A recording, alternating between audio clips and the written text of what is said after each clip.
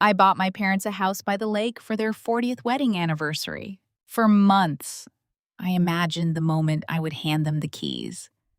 I pictured my mother covering her mouth with both hands, my father blinking too fast because he hated crying in front of people, the two of them standing on the terrace with the lake glittering beneath the afternoon sun. I imagined peace. I imagined gratitude.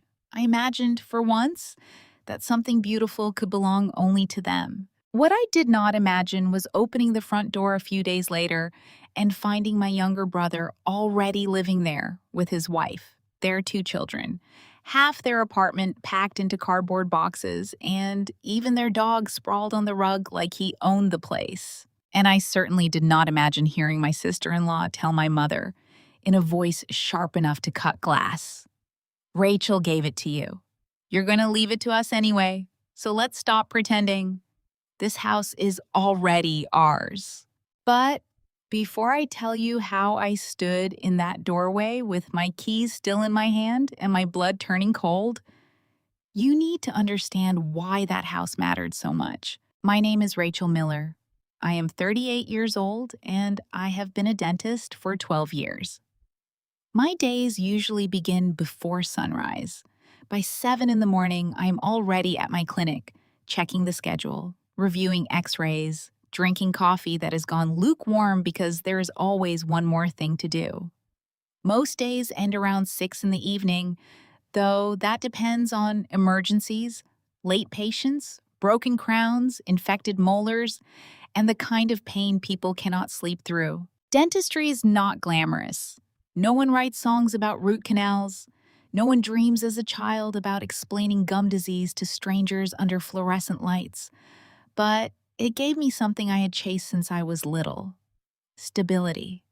And after growing up watching my parents stretch every peso until it almost snapped, stability felt like a miracle. My father, Henry, was 63. My mother, Teresa, was 61. They were about to celebrate 40 years of marriage, 40 years of waking up beside the same person, 40 years of bills, arguments, sacrifices, small jokes, shared exhaustion, and a loyalty so quiet most people would never notice it. They raised my younger brother and me in a cramped apartment in a modest neighborhood on the edge of the city. There was love in that apartment, more than enough of it. But money was always a guest who came late and left early. I remember wearing hand-me-down clothes from cousins whose names I barely knew. I remember noodle soup 3 nights in a row because it was cheap and filling, and my mother could make it taste different each time by adding whatever was left in the kitchen. I remember my father leaving before the sky turned blue to work in a warehouse, then coming home after dark smelling of dust, sweat, and cleaning chemicals because he picked up evening shifts cleaning offices.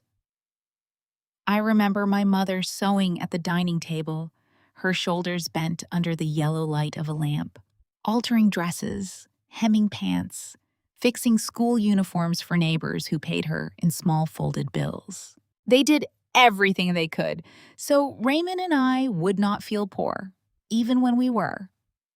My mother would serve us the best pieces of chicken and say she was not hungry.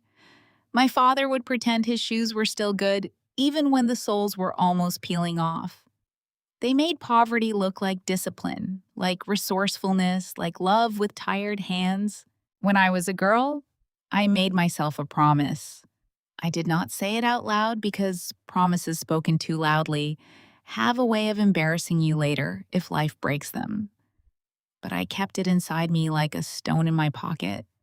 Someday, I would help them. Someday, my parents would stop worrying about rent. Someday, my mother would not have to sew until midnight.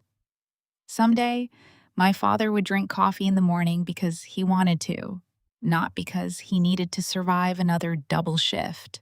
I studied hard because I did not know another way out. I was not brilliant in the effortless way some people are. I was stubborn. I took notes until my wrist ached. I studied while other students went out. I worked part-time, accepted scholarships, borrowed books, and told myself that Every sacrifice had a destination. Dental school almost broke me more than once, but whenever I wanted to quit, I remembered my mother's fingers pricked by sewing needles and my father falling asleep at the kitchen table with his work shirt still on. Eventually, I graduated. Then came internships, debt, long hours, mistakes, humiliation, experience, and finally my own small clinic. It was not an overnight success. Nothing good in my life has ever arrived overnight. But slowly, patient by patient, month by month, I began to breathe. I paid my bills on time. I bought decent equipment. I hired an assistant. I stopped waking up terrified that one unexpected expense would ruin me. And as soon as I could, I started helping my parents. At first, they resisted. My father was proud in the way men from his generation often are, not loud about it, but deeply rooted in it. The first time I offered to pay their electricity bill, he shook his head before I even finished the sentence. "We don't want to be a burden, sweetheart," he said. "You're not a burden," I told him. My mother, sitting beside him, pressed her lips together. "You've already done enough, Rachel. You have your own life. My life exists because of what you both did for me," I said. "Let me do this." They accepted slowly, reluctantly, almost with shame at first. I began with small things: electricity, water, gas, then groceries, then medicine, then rent, then doctor appointments. I told them it made no sense for them to struggle when I could help. My mother cried the first time I paid their rent in full. My father hugged me too tightly and said nothing. For a while, it felt good. It felt like I was finally returning something that had been handed to me my whole life. But help, I later learned, can become complicated when people around it start treating generosity like a door that never locks. My brother Raymond was 35, married to Laura with 2 children, Julian 10 and Emma 7. Raymond worked in sales, though I never fully understood what he sold. Every time I asked, his answer changed. Sometimes it was insurance, sometimes office supplies. Once it was business solutions, which sounded to me like a phrase people used when they did not want follow-up questions. Laura worked customer service at a bank. They lived in a rented apartment across the city, always complaining about rent, traffic, school fees, gas, groceries, life. Raymond had always been charming. That was his gift and his curse. As a boy, he could smile his way out of almost anything. If he broke a glass, he blamed the slippery floor. If he failed a test, the teacher hated him. If he needed money, he made it sound like giving it to him was not help, but justice. My parents, especially my mother, could never bear to watch him struggle.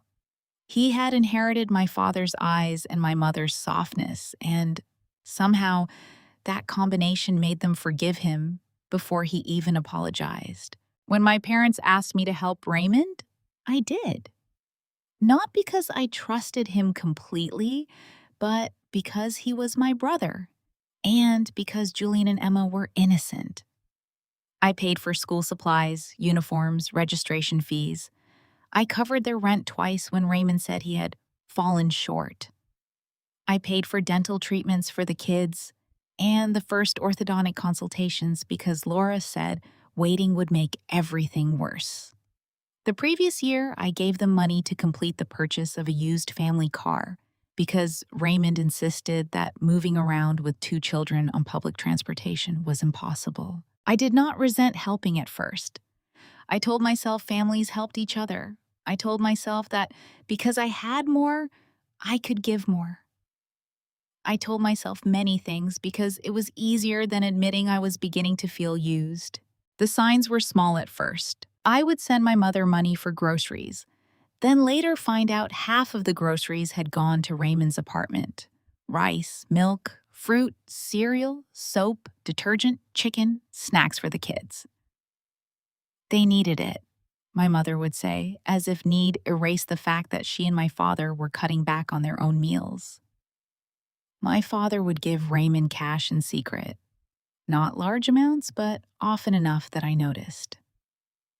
Once, I stopped by my parents' apartment without warning and found Raymond standing near the doorway, voice low, shoulders slumped in a performance I knew too well. "Dad, I swear it's just this month," he said. "Rent went up, and Julia needed books, and Laura's paycheck was short. I don't know what else to do." My father pulled out his wallet before Raymond even finished speaking. Raymond took the bills with the ease of a man receiving something owed to him. I stood in the hallway, unseen for a few seconds, watching my father hand over money I knew he could not spare. Something bitter rose in my throat. I wanted to walk in and say, "Enough." I wanted to ask Raymond why he always came to them first and responsibility last. But my father looked tired, and Raymond looked desperate, and I swallowed the words. That was my mistake, one of many. When their 40th anniversary approached, I began thinking seriously about a gift. I did not want to throw a big party in a rented hall where distant relatives would eat, gossip, and forget to thank them. I did not want to buy them a vacation that would end in a week and leave only photos. I wanted something permanent, something that said, "You spent your whole lives giving. Now receive." The idea came to me late one night after work. I had finished with an emergency patient, a man whose molar infection had swollen his jaw so badly he could barely speak. By the time I got home, my feet hurt, my back ached, and I was too tired to cook. I sat on the couch with takeout noodles and began scrolling through property listings without any real intention of buying anything. Then I saw it. A small old house near the lake in Pine Haven, a quiet town about 2.5 hours from the city if traffic behaved, which it rarely did. The listing photos were simple. No dramatic drone shots, no luxury staging, no infinity pool, no marble countertops, just a white terrace, 2 bedrooms, a modest kitchen, a living room with a large window, and beyond it, through trees and rooftops, a slice of blue water. The price was high enough to make me sit up straighter. Not impossible, but serious. It would take years of savings, plus an investment account I had been protecting for something important. The house needed paint, the kitchen was outdated, the bathroom tiles looked like they belonged to another decade. But there was something about it. Peace, maybe. Or the possibility of peace. I clicked through the photos again and again. In the living room, I imagined my father standing by the window with a cup of coffee. On the terrace, I imagined my mother wrapped in a shawl, listening to birds instead of traffic. I imagined them waking up without the upstairs neighbor dragging chairs across the floor, without motorcycles roaring beneath their bedroom window, without the city pressing its noise against their bones. The next Saturday, I drove to see it. The road out of the city was gray and crowded at first, all honking cars and impatient drivers. But little by little, the buildings thinned, the air changed, and the mountains rose around me like something patient and old. By the time I reached Pine Haven, the sky had opened wide. The town smelled of wet earth, wood smoke, and food cooking somewhere nearby. The real estate agent was waiting outside the house, checking his phone. He was younger than I expected, with polished shoes that looked wrong on the uneven stone path. He smiled too brightly and began telling me about investment potential, weekend rentals, tourist demand. "I'm not buying it as a rental," I said. He blinked. "Oh, a vacation home then?" "For my parents." That made him pause. For the first time, his smile softened into something almost human. "Then I think you'll like it." I did. The house was not perfect. The front door stuck slightly. The walls needed repainting. One kitchen cabinet hung crooked. The bathroom faucet dripped unless you turned it with conviction. But the rooms were full of light. The terrace faced the lake. The living room window framed the water in a way that made everything inside me go quiet. I walked from room to room slowly, touching door frames, opening closets, testing windows. In the smaller bedroom, dust floated in a shaft of sunlight. In the kitchen, I imagined my mother complaining that the counters were too low, then secretly enjoying reorganizing every drawer. In the living room, I imagined my father pretending not to care about the view, while standing in front of it every morning. "I'll take it," I said. The agent laughed, thinking I was joking. Then he saw my face. The process took weeks. Inspections, negotiations, paperwork, bank transfers, notary appointments, legal reviews. I did not leave anything vague. Love might be emotional, but property should never be. I had seen enough family disputes to know that unclear gifts become weapons in the hands of selfish people.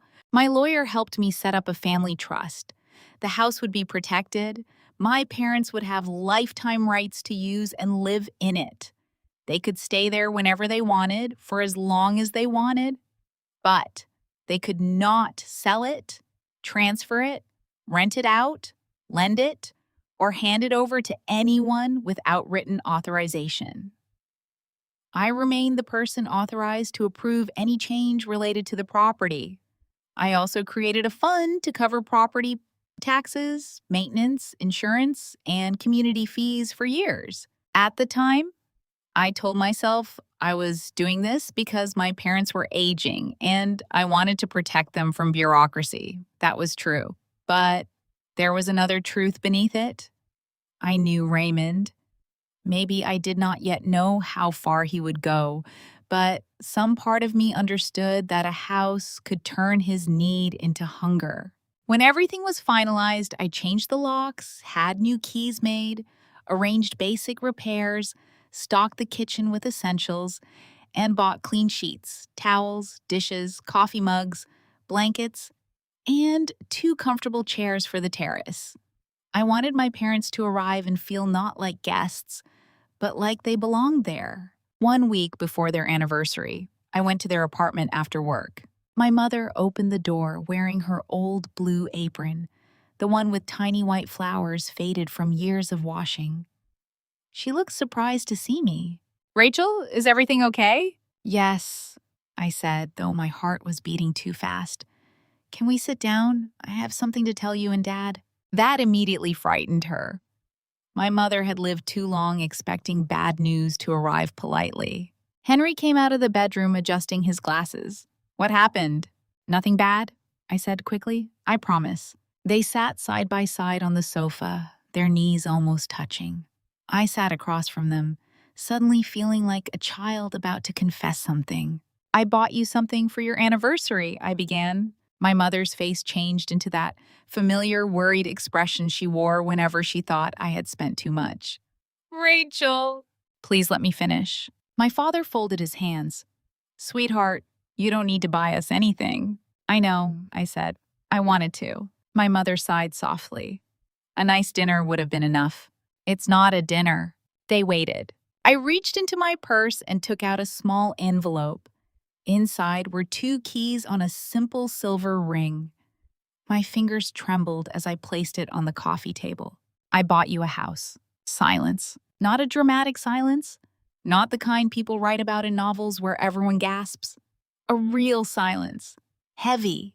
Confused. Almost frightened. My father looked at the keys, then at me, then back at the keys. "What do you mean?" "I mean exactly that," I said. "I bought a house near the lake in Pine Haven. It's yours to use for the rest of your lives." My mother stared at me as if she had not understood the language. "A house?" "Yes." "Rachel, it's small," I said quickly, suddenly nervous. "It needs some paint, and the kitchen is old, but it's peaceful. There's a terrace. You can see part of the lake from the living room. You can go whenever you want. Stay for weekends, weeks, months, whatever you choose. Everything is arranged. Taxes, maintenance, fees. You don't have to worry." My mother's eyes filled first. My father opened his mouth, but no words came out.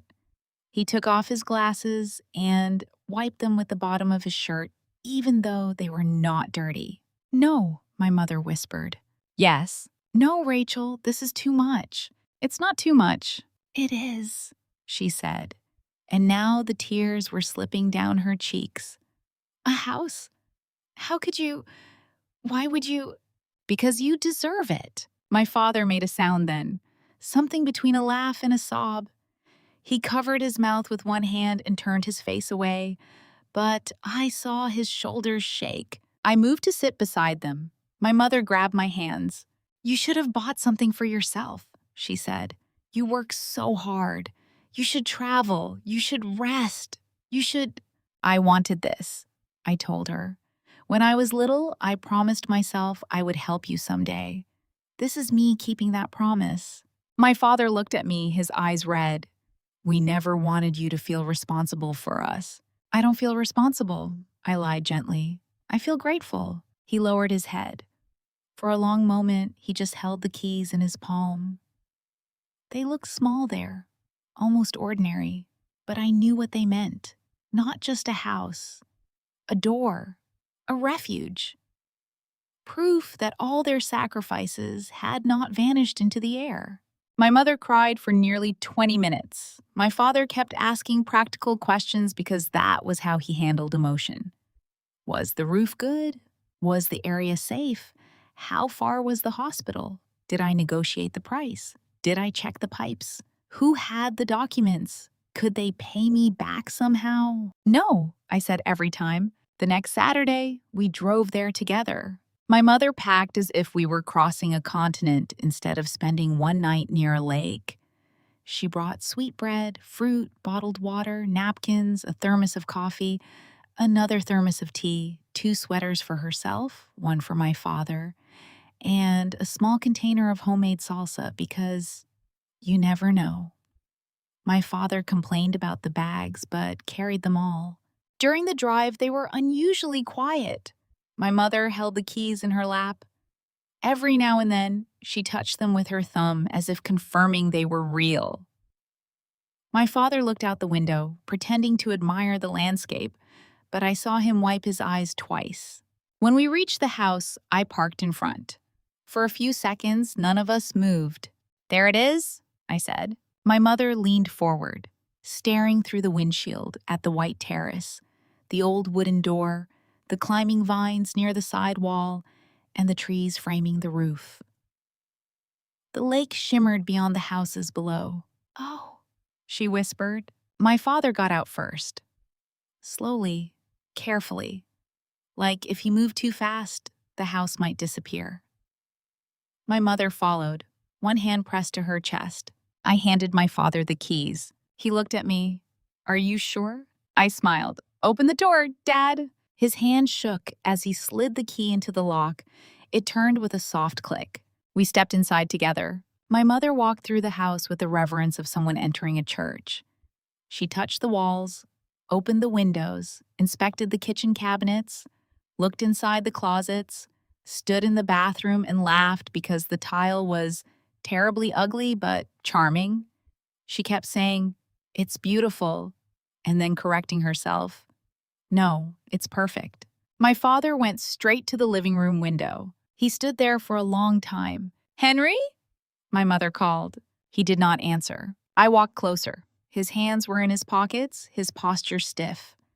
Outside, the lake flashed between rooftops and trees. A bird moved across the sky.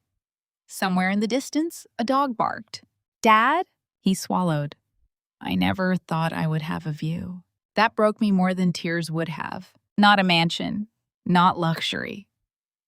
A view. After a lifetime of looking at brick walls, laundry lines, traffic, and other people's windows, my father had never expected to stand in his own living room and look at water. My mother came up beside him and slipped her arm through his. They stood there together, small and quiet, while I turned away to give them privacy. We spent that night in the house. I checked the plumbing, tested the shower, made sure the stove worked, inspected the back door, and wrote down repairs I wanted to schedule. My mother unpacked food into the kitchen as if she had lived there for years. My father found the 2 terrace chairs and carried them outside. That evening, we sat under blankets while the air grew cold. My mother poured coffee. My father kept looking at the lake as though it might send him a message. "I can put flowers there," my mother said, pointing near the entrance. "You can put anything you want," I said. "And maybe curtains in the living room? Something light. Whatever you like." My father cleared his throat. "The lamp in the corner needs rewiring." I smiled.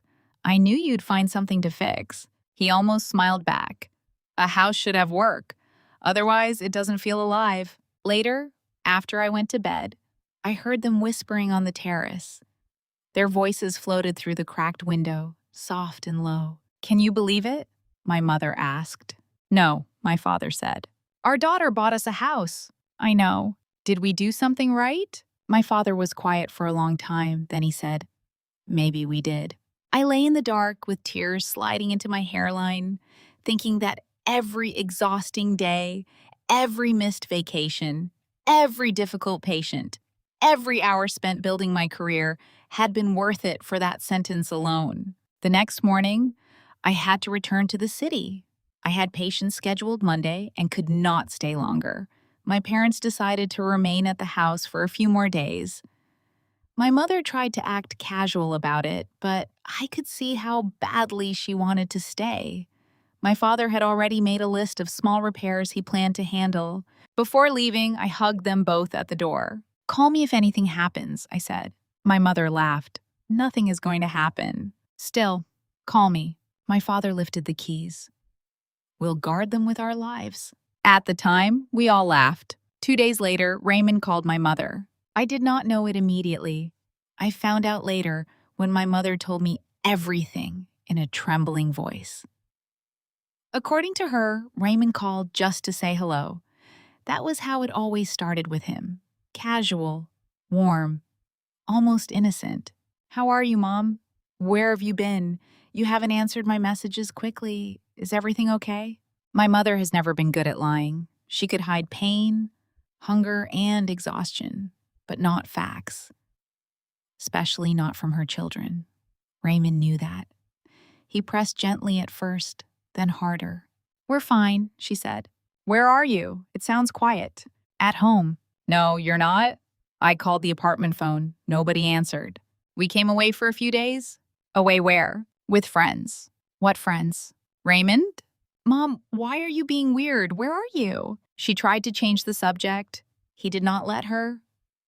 He asked again and again, wrapping his questions in concern until refusing to answer would have made her feel cruel. Finally, she told him. "We're at a little house near the lake," she said. "What house near the lake?" There was no way back after that. She admitted it was an anniversary gift from me. She tried to make it sound small, temporary, humble, but Raymond heard only one word. "House?" By nightfall, he was there. My mother called me around 9.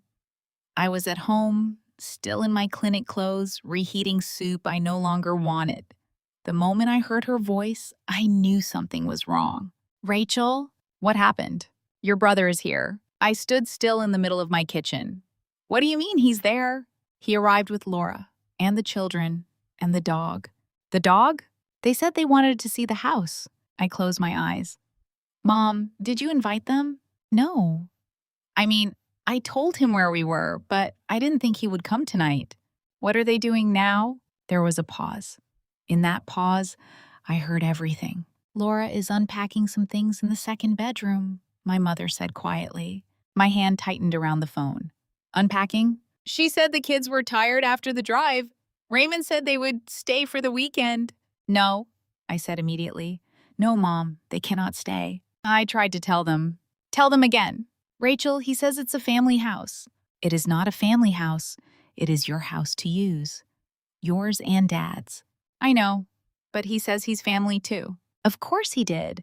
Raymond had always believed the word family was a key that should open every locked door. "Put him on the phone," I said. "He's outside taking things from the car." "Then give the phone to Laura. She's with the children."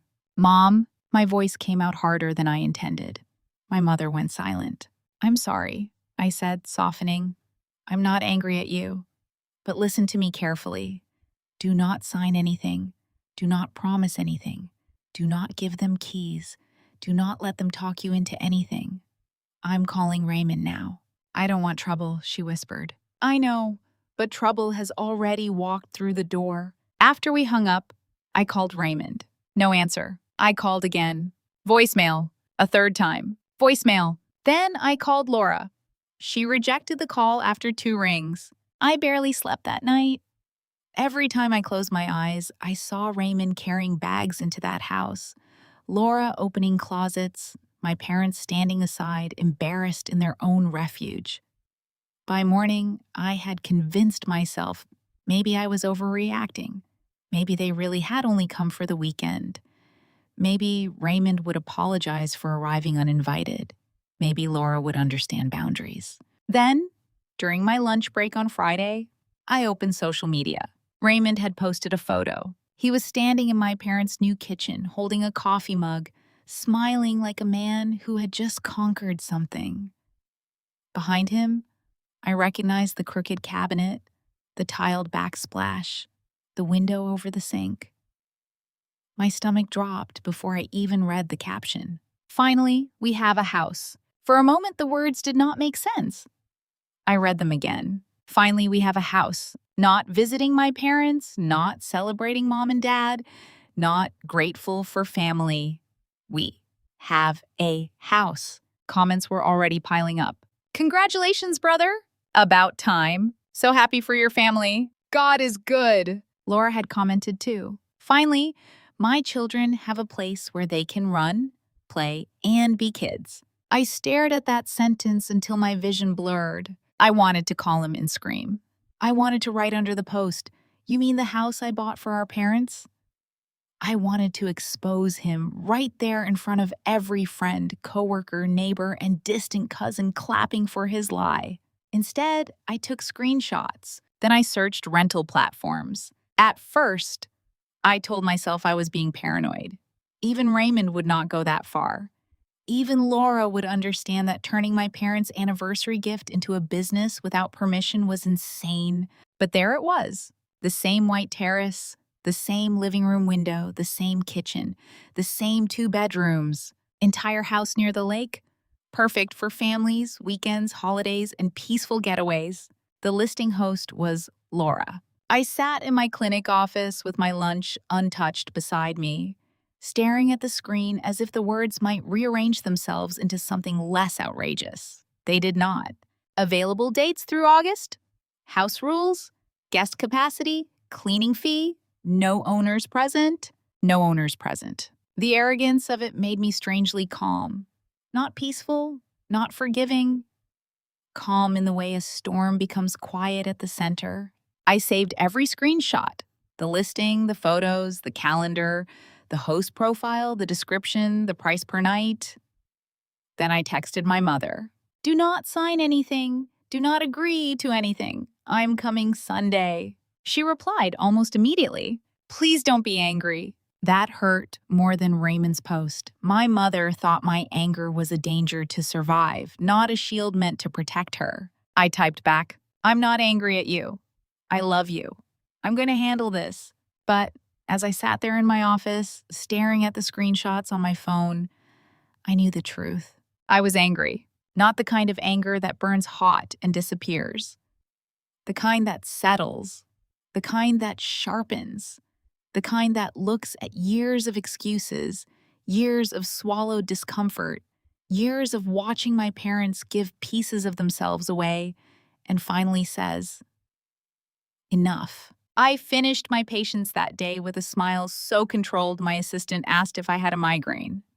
I said yes, because it was easier than explaining that my brother had mistaken my parents' peace for an opportunity. On Saturday night, I prepared a folder. Inside, I placed copies of the trust documents, the property paperwork, the clause stating my parents' lifetime right of use, the restrictions against renting or transferring the house, the community regulations prohibiting short-term rentals without authorization, and printed screenshots of Laura's listing and Raymond's post. I also called Martin, a locksmith who had worked for me before at the clinic. Do you work Sundays? I asked. For emergencies, he said. This might become one. He did not ask too many questions. Good people rarely need the whole story to understand when someone is trying not to fall apart. Send me the address, he said. If you need me, I'll come. That night, I slept less than 3 hours. By dawn, I was already on the road to Pine Haven, the folder on the passenger seat, my phone fully charged, my jaw clenched so tightly it hurt. The mountains were beautiful that morning, washed gold by early light. I barely saw them. All I could think about was my mother's voice saying, "Please don't be angry." My father standing at the window saying he had never thought he would have a view. Raymond smiling in a kitchen he had not paid for. Laura telling strangers they could rent a house she had no right to touch. The closer I got, the colder I became. When I turned onto the road leading to the house, I saw Raymond's car parked outside. The trunk was closed now. A child's jacket lay across the back seat. The dog barked from somewhere inside. Then I heard shouting, not laughter, not children playing. A woman's voice, raised and cutting. I parked, got out, and walked toward the front door. It was unlocked. Of course it was. I pushed it open and stepped inside. Laura stood in the living room facing my mother, one finger pointed at her like a weapon. My mother looked pale, her hands twisted together at her waist. My father sat near the window, staring down at his own hands. Raymond lounged on the sofa, watching with a smirk that vanished the instant he saw me. Laura was mid-sentence. You're already older. You don't need a house like this. Raymond and I can manage it properly. We can actually make use of it. My mother opened her mouth, but Laura talked over her. Rachel gave it to you? Yes. But you're going to leave it to us anyway. So why are we pretending? This house is already ours. I stood there for one heartbeat. 2. Then I set my bag on the dining table. Everyone turned. My voice was calm when I spoke. Good. Since everyone seems confused, let's clear this up right now. Good, I said, setting my bag down on the dining table. Since everyone seems confused, let's clear this up right now. For a moment, no one moved. The living room had gone so quiet, I could hear the soft ticking of the old wall clock above the kitchen doorway. Outside, the lake glittered peacefully under the late morning sun, as if it had no idea that inside this house, something ugly was finally being dragged into the light. Laura's finger was still raised in my mother's direction. Slowly, she lowered it. Her face, flushed from shouting only seconds earlier, tightened into a mask of outrage. Raymond shifted on the sofa, his smirk dying halfway, leaving behind the expression of a man who had been caught doing something he planned to deny anyway. My father looked up at me from his chair by the window. His eyes were tired, embarrassed, and full of a shame that did not belong to him. That, more than anything else in the room, almost broke my composure. My mother whispered my name. Rachel. I know, Mom, I said without looking away from Raymond and Laura. I'm here. Laura let out a sharp laugh. Oh, perfect. The Queen has arrived. Laura, Raymond muttered. No, she snapped, not taking her eyes off me. Let her explain. Since, apparently, everyone in this family needs permission from Rachel before breathing. I walked to the dining table and unzipped my bag. My hands were steady. That surprised me. I had imagined this moment on the drive up. Imagined myself yelling, shaking, maybe crying. But anger, when it has been pressed down long enough, sometimes becomes very clean, very precise. I took out the folder and placed it on the table. Everyone sit down, I said. Laura crossed her arms. Excuse me? Sit down. Raymond stood slowly from the sofa, trying to regain some authority. Rachel, don't come in here barking orders. This is a family matter. No, I said. This stopped being a family matter when your wife listed this house online for strangers to rent. My mother gasped softly. My father closed his eyes. Laura's face changed. Just for half a second. The color drained from her cheeks before she forced it back with anger. I don't know what you're talking about. Yes, you do. Raymond frowned. What listing? That was interesting. Either he was lying or Laura had moved faster than even he expected. I looked at him for one long second. Don't insult me by pretending you're shocked, I said.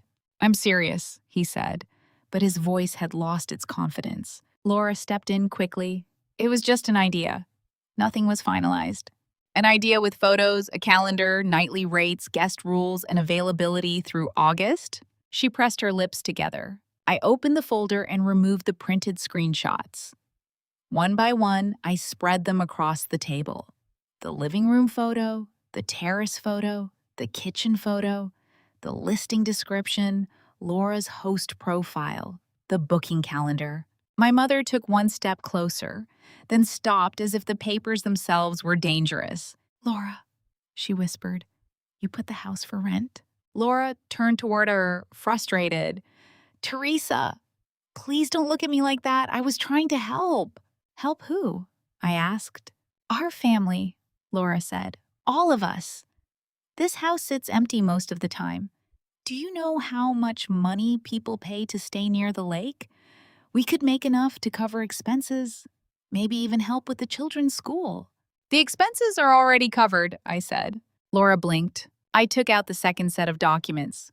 Property taxes, maintenance, community fees, basic repairs, insurance, covered. For years, Raymond's jaw tightened. He had not known that. I could see it. Laura recovered faster. That doesn't change the fact that it's wasteful. Your parents are old, Rachel. They're not going to drive here every week. This place should be used. My father flinched at the word old. That was when something inside me hardened completely. You do not speak about my parents like they are furniture someone forgot to throw away. Laura rolled her eyes. Don't be dramatic. I haven't even started. Raymond raised both hands in a tired gesture. Okay. Everybody calm down. Rachel, nobody is trying to steal anything. I almost laughed. You posted, finally, we have a house. He hesitated. It was just a post. It was a lie. It was excitement, he insisted. My kids were happy. We were happy. Why do you always assume the worst? Because you keep showing me the worst. His face darkened. You know what your problem is? You think because you have money, you get to control everyone. My mother's eyes filled with tears again. Raymond, please. He turned to her. No, Mom. She needs to hear it. She acts generous, but everything comes with conditions. She buys things and then holds them over people's heads. I looked at him. I bought this house so Mom and Dad could rest. And what about my family? He demanded. What about my children? They're your niece and nephew. Don't they deserve something too? They deserve parents who don't use them as shields. Laura inhaled sharply. How dare you? How dare I? I repeated softly. You stood in my parents' living room and told my mother she didn't need this house because she was old. You listed a property that does not belong to you. You were planning to profit from a gift meant to give them peace. And now you want to talk to me about daring? Laura's eyes flashed. You don't have children. You don't understand what it means to worry about them. No, I said. I don't have children, but I understand that having them doesn't give you permission to steal. The word landed hard. Raymond stepped forward. Don't call my wife a thief. Then tell her to stop behaving like one. For a second, I thought he might shout. He had that look. The one I remembered from childhood, when he had been cornered by the truth and decided volume might save him. But we were not children anymore. My parents were watching. His own children were in the hallway, silent. Yes, I had noticed them. Julian stood near the bedroom doorway, his shoulders hunched, one hand holding the strap of his backpack. Emma stood behind him, clutching a stuffed rabbit I did not recognize. Their dog, a restless brown mutt named Toby, lay near the kitchen but kept lifting his head nervously. I lowered my voice. Julian, Emma, I said gently, go to the bedroom for a few minutes, okay? This is an adult conversation. Laura snapped, "Don't tell my children what to do." I looked at her. "Then do your job and protect them from this." That finally embarrassed her. She turned toward the kids. "Go inside." Julian obeyed immediately. Emma looked at my mother first, then followed him. When the bedroom door closed, I picked up the trust documents. "This house," I said, "is not in Raymond's name.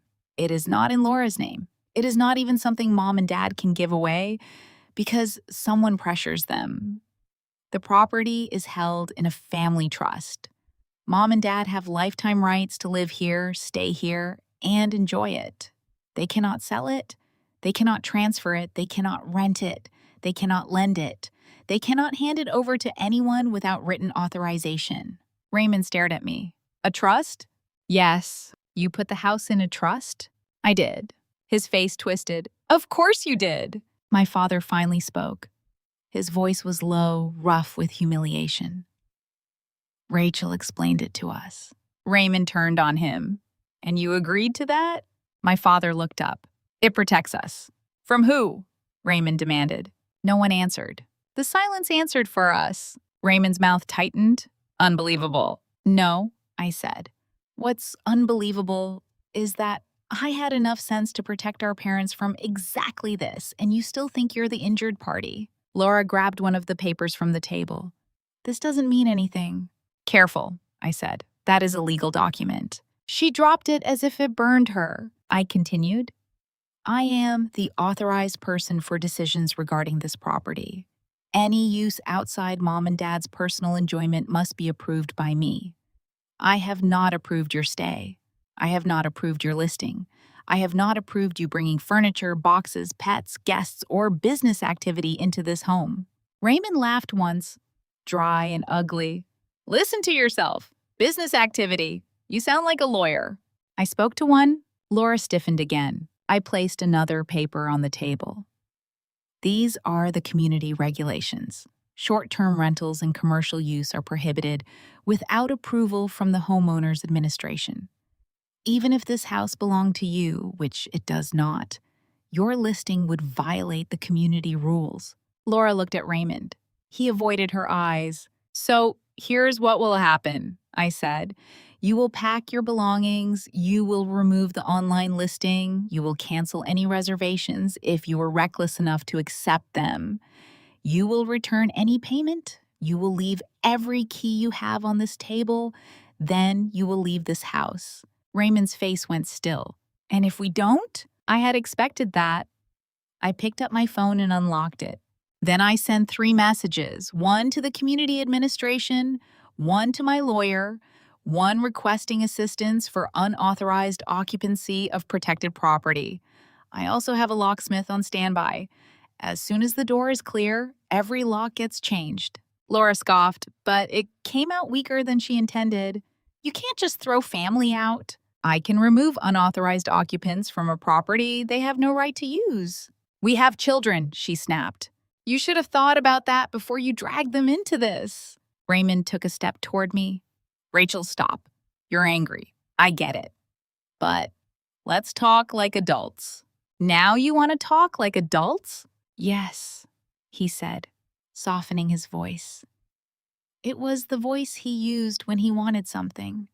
I knew it so well, it almost made me sad. "Look, maybe Laura moved too fast with the rental thing. Maybe the post came out wrong. But, we've been struggling. Rent is high, the kids are growing, everything costs more. Mom and Dad barely use this place. We thought—" "No," I said. He frowned. "You didn't even let me finish."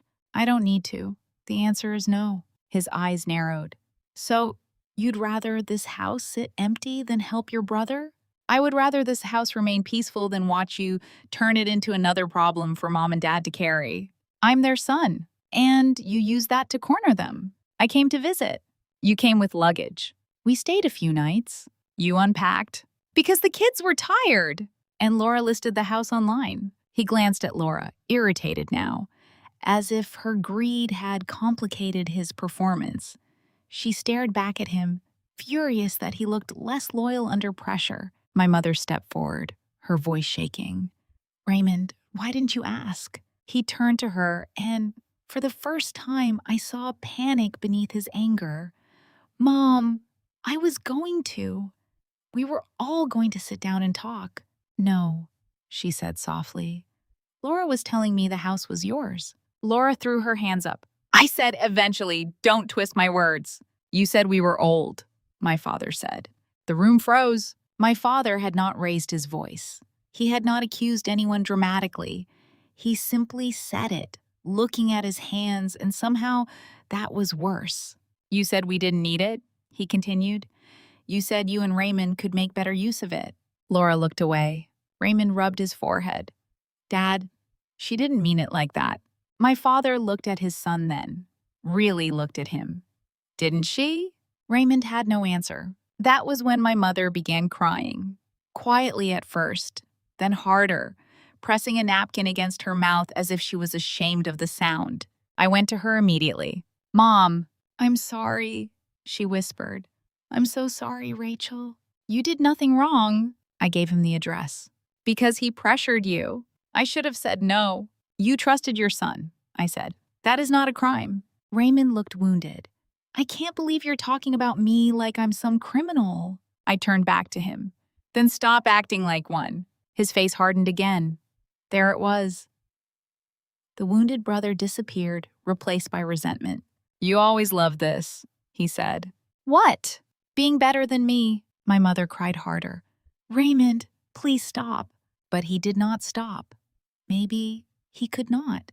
Maybe once shame opened its mouth, everything poisonous inside him had to come out.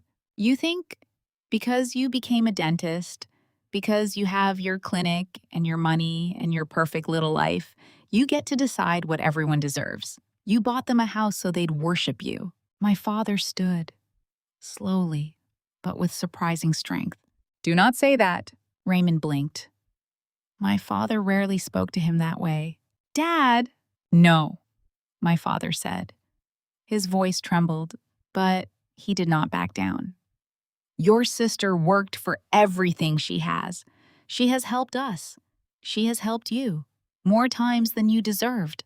Raymond's eyes flashed with hurt and anger. So now you're on her side? My father looked exhausted. I am on the side of what is right. For a moment, Raymond looked like a boy again.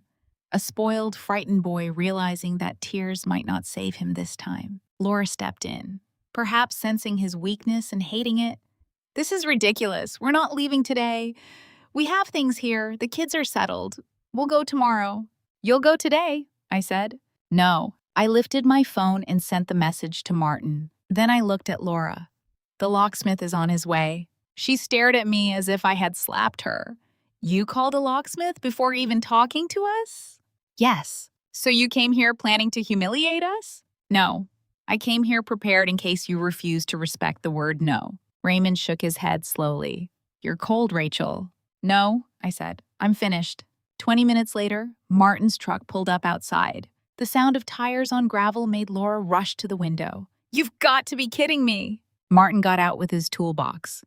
He was a large man in his 50s with gray hair, calm eyes, and the steady patience of someone who had seen too many domestic disasters to be surprised by another one. He walked to the open front door and looked at me. Morning, he said. Morning, Martin. Laura marched toward him. You can't change anything. We live here. Martin did not react. He simply looked at me. Do you want me to start? Not yet, I said. They're going to remove their belongings first. Then you change the front door, back door, and side entrance.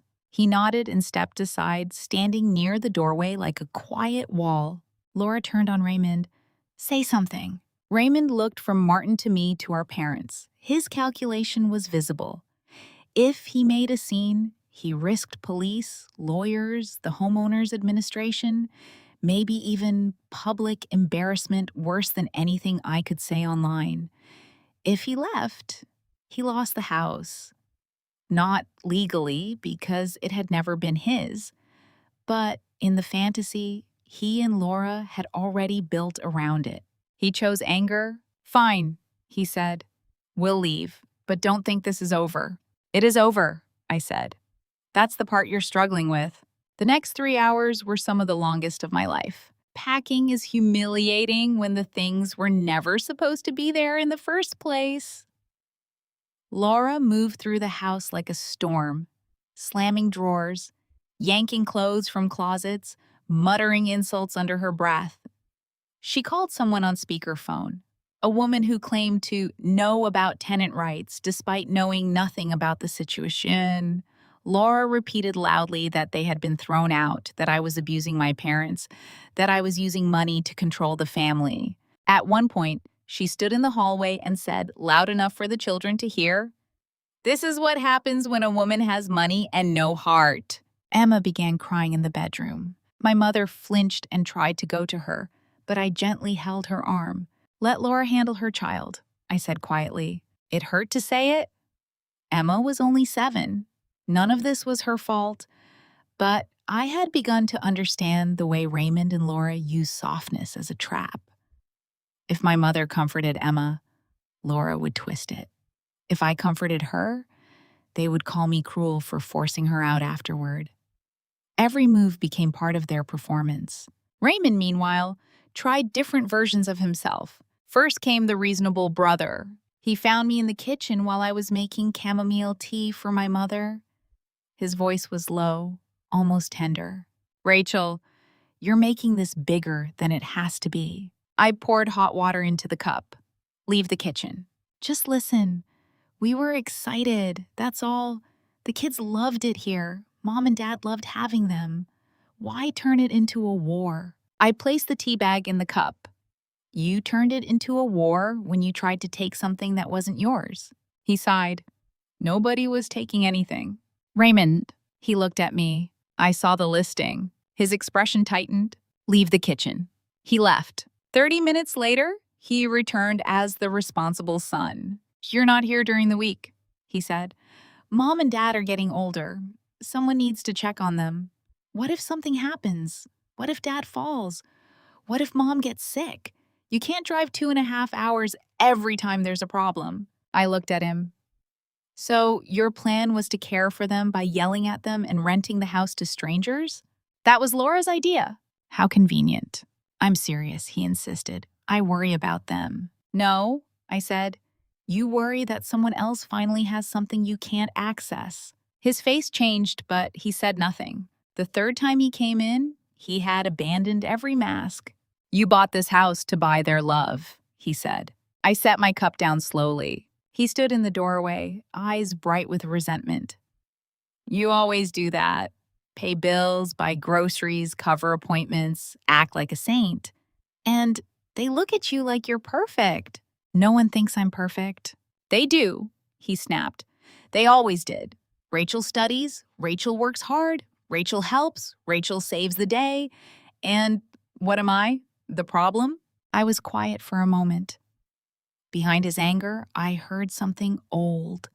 Something that had probably been growing for years in the dark places of his pride.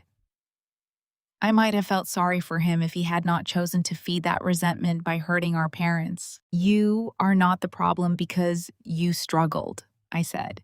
"You are the problem because you decided your struggle gave you permission to use people." He laughed bitterly.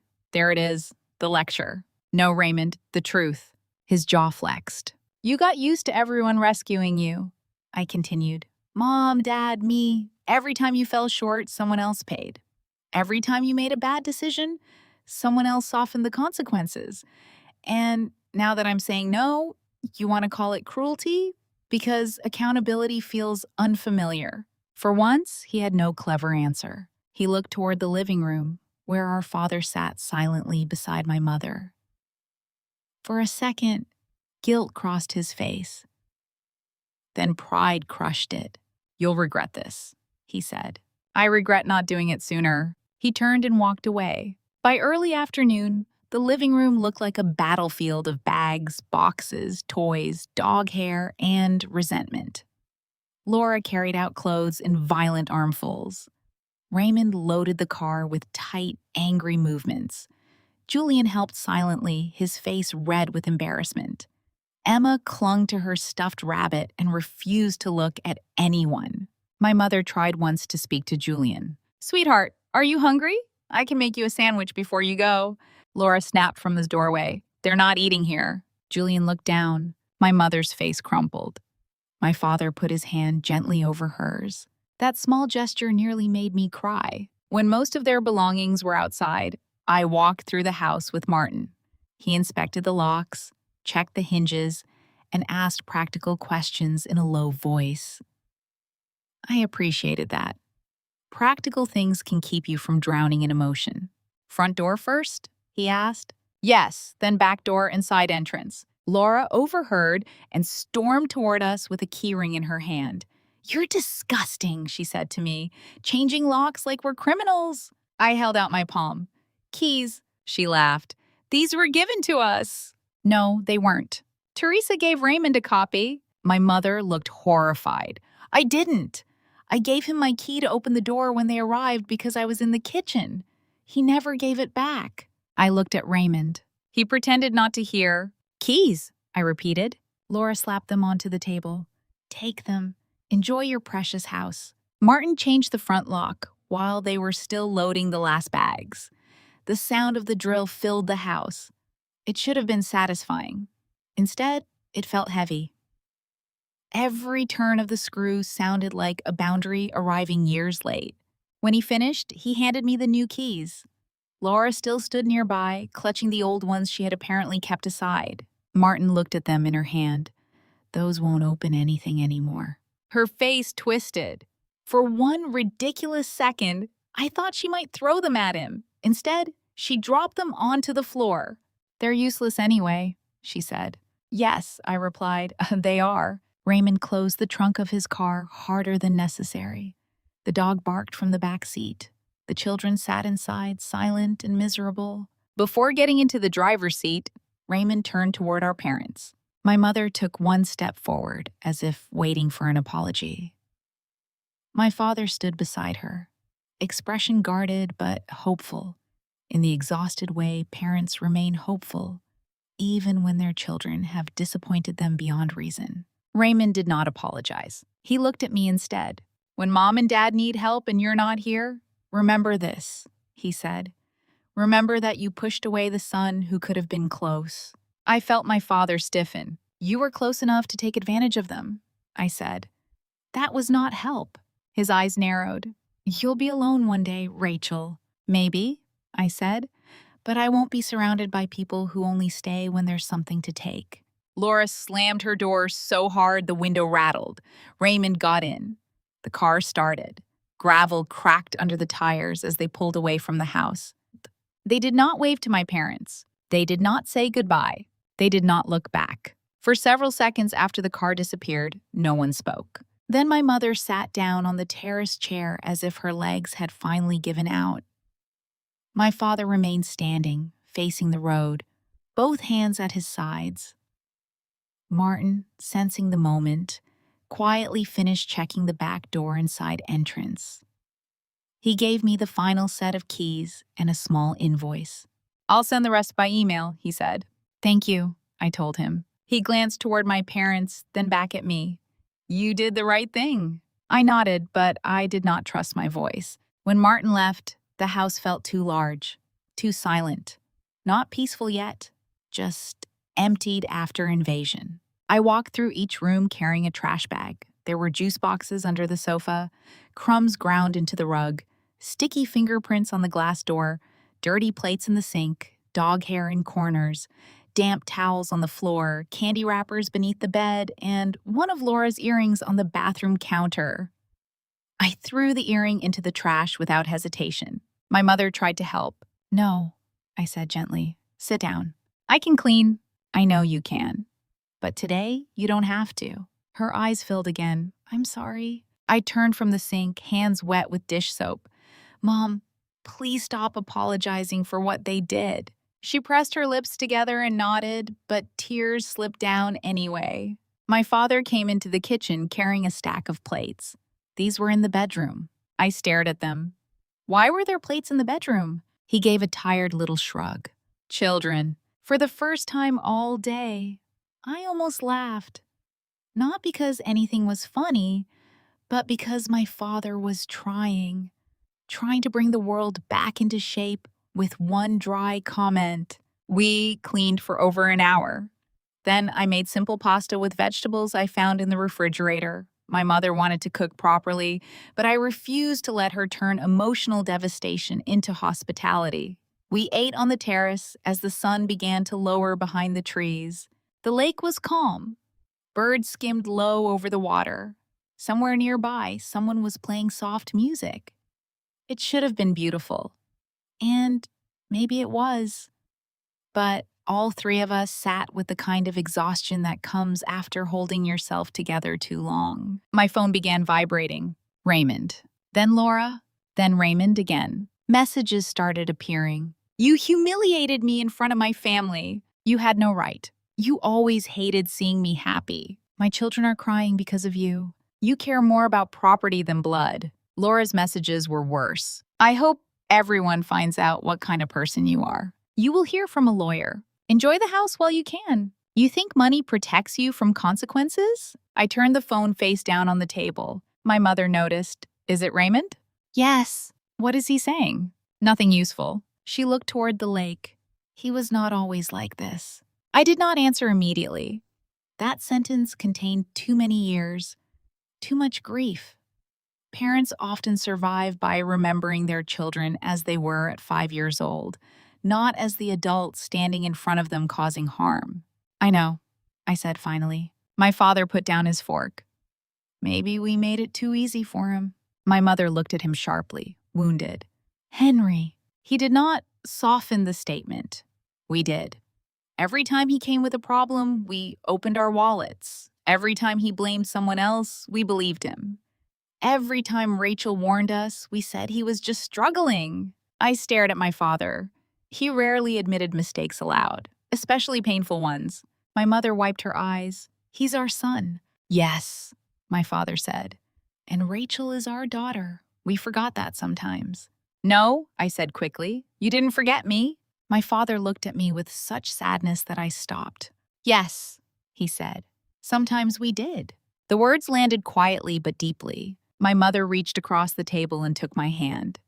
We never meant to. I know. You were always strong, she whispered. We thought you didn't need as much. That almost undid me. There it was. The invisible punishment of being the responsible child.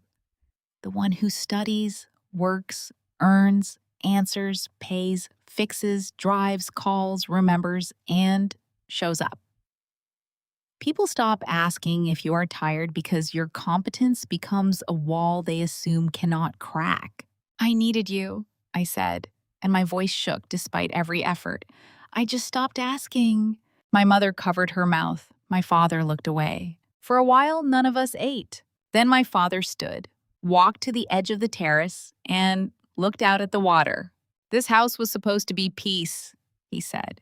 It still can be, I answered. He nodded slowly. Then we protect it. That night, after dinner, I checked every window. I tested every door. I made sure my parents knew which new key opened which lock. I wrote down Martin's number and taped it inside a kitchen cabinet. I told them again not to let Raymond or Laura in without speaking to me first. My mother looked pained. Even Raymond? Especially Raymond. She lowered her eyes. I sat beside her on the sofa. I'm not asking you to stop loving him. I know. I'm asking you to stop letting love make you defenseless. She closed her eyes and tears slipped down her cheeks. My father sat in the chair by the window, the same place he had been when I walked in that morning. But he looked different now. Still tired, still hurt, but less folded in on himself. I should have told him to leave, he said. You were shocked. I was ashamed. Dad. He shook his head. I was ashamed because part of me wondered if maybe he was right. Maybe we didn't need it. Maybe it was too much for us. Maybe we were being selfish keeping a house when he has children. My chest tightened. My mother whispered, I thought that too. I looked between them, stunned by how deeply Raymond and Laura had managed to wound them in such a short time. This house is not selfish, I said. Rest is not selfish. Having something beautiful after 40 years of work is not selfish. You are allowed to receive something without immediately handing it to someone else. My mother sobbed once, quietly. You hear me? I asked. She nodded. You don't have to earn this house by suffering enough. You already earned it by living the life you lived. My father removed his glasses and pressed his fingers to his eyes. Outside, the last light disappeared from the lake. Inside, the house was finally ours again. Not mine, not Raymond's, not Laura's.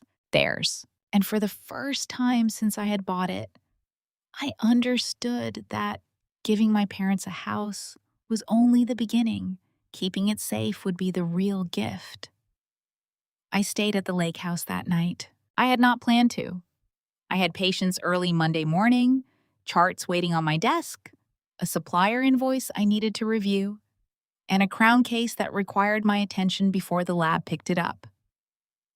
My life in the city did not stop just because my brother had decided to turn my parents' anniversary gift into a battlefield. But when I looked at my mother's swollen eyes and my father's silent face, I knew I could not leave them there alone with the echo of what had happened.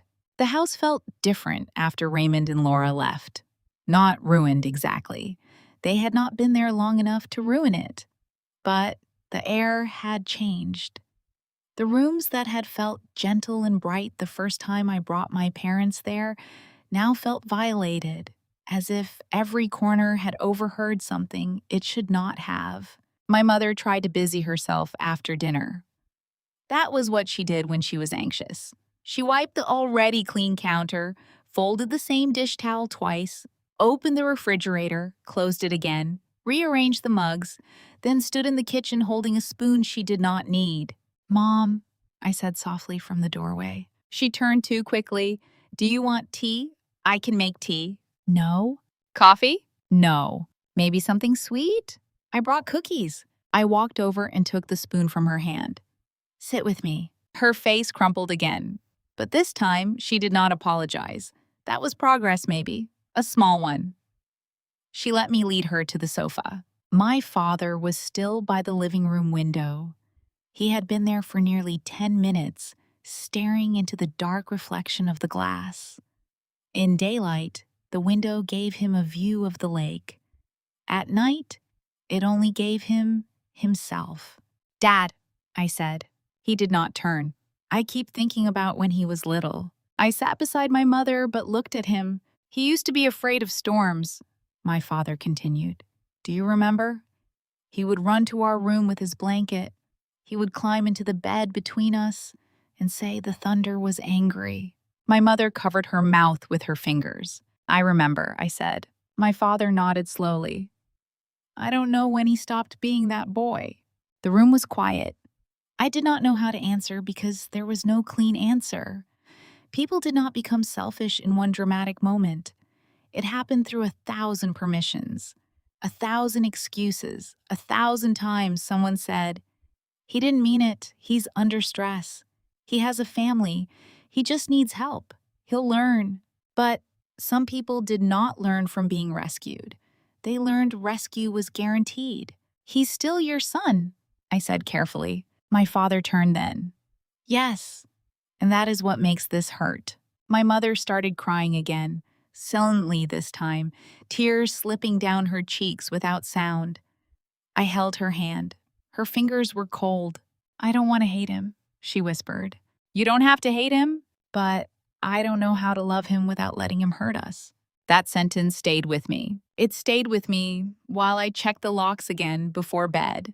It stayed with me while I lay awake in the small bedroom listening to the house settle. It stayed with me when my phone lit up over and over with messages I refused to open. Love without surrender. Love without permission to destroy. My mother had never been taught that version. Maybe none of us had. By morning, Raymond's campaign had begun. I woke to 43 notifications. Family group chat, private messages, missed calls, social media tags. My phone looked like a fire alarm. The first message I saw was from Raymond in the family chat. I never thought my own sister would throw my children out of a house my parents wanted us to use. Money really changes people. Then Laura added, Some people care more about property than family. My kids cried themselves to sleep last night because of their aunt's cruelty. A cousin replied with a shocked face emoji. Another wrote, "What happened?" Raymond answered before anyone else could. Rachel bought a lake house for mom and dad, but apparently only if everyone follows her rules. We visited, the kids loved it, and she showed up with a locksmith like we were criminals.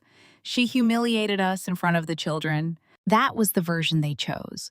Not the listing, not the shouting, not Laura telling my mother she was too old to need a house, not Raymond keeping a key that did not belong to him, not the online caption claiming the house as his own. Just poor Raymond, poor Laura, poor children, rich, cold Rachel and her locksmith. My thumb hovered over the screen. For one bright, tempting second, I considered dropping every screenshot into the chat. Raymond's post, Laura's rental listing, the booking calendar, the trust restrictions, every piece of evidence laid out like knives. But my parents were still asleep. The house was quiet, and I knew if I reacted in anger, Raymond would drag everyone into a spectacle and call my truth cruelty. So I locked the phone and made coffee. My mother came into the kitchen wearing a sweater over her nightgown, her hair loosely tied back. She looked smaller than usual, not physically maybe, but in spirit. The woman who had once worked until midnight and still woke before dawn to pack our lunches now moved like someone afraid to take up space. "Did he write?" she asked. "Yes." She closed her eyes. "Don't read it," I said. "Is it bad?" "It's dishonest." She sat down at the small kitchen table. "People will believe him. Some will." That hurt her. I saw it land. My father entered a few minutes later. He had also checked his phone. His face told me enough. "He wrote to your Uncle Daniel," he said. "Of course he did. And to your cousin Marissa." "Of course." My mother looked between us. "What do? We do not defend ourselves emotionally," I said. "Not in the family chat, not on social media, not in phone arguments. We answer once, calmly, with facts if necessary. And anything about the house goes through me." My father nodded slowly. My mother looked frightened by the thought of not explaining herself to everyone immediately. She came from a generation where reputation mattered because family gossip could bury you alive. The idea that people might think badly of her because of Raymond's lies was painful.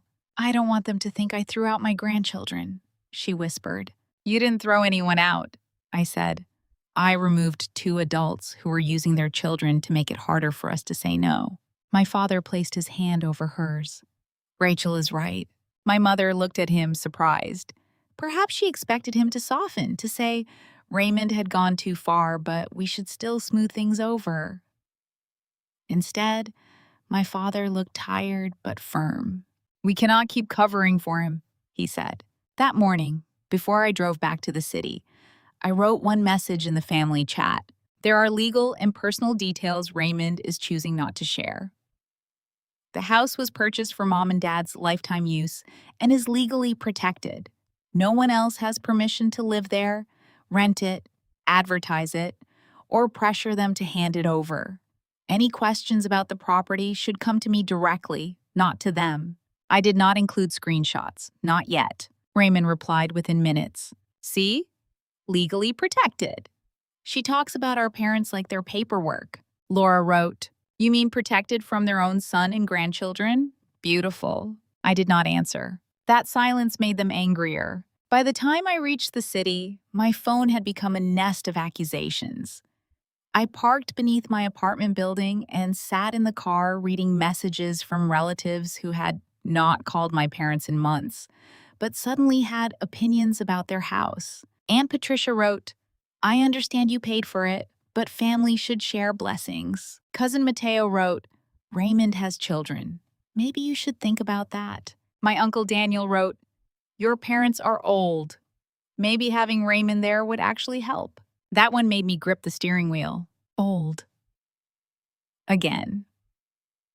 That word being used not as concern, but as evidence that my parents should surrender comfort to someone younger, louder, needier. Then I saw a message from my Aunt Alicia. Call me when you can. Alicia was my father's older sister. She had the kind of presence that made people sit up straighter, even over the phone. She was not cruel, but she had no patience for nonsense dressed as pain. In every family, there is usually one person who knows where all the bodies are buried, emotionally speaking. In ours, that was Aunt Alicia. I called her before going upstairs. She answered on the second ring. Tell me everything. So I did. I told her about the house, the trust, the lifetime use rights for my parents, the legal restrictions, the fund I had created for expenses. I told her Raymond had pressured my mother for the address and arrived uninvited with Laura, the children, and the dog. I told her they unpacked. I told her about Raymond's social media post claiming the house. I told her about Laura's rental listing. I told her Laura had stood in the living room and told my mother she was too old to need the house. I told her they refused to leave until I called the locksmith.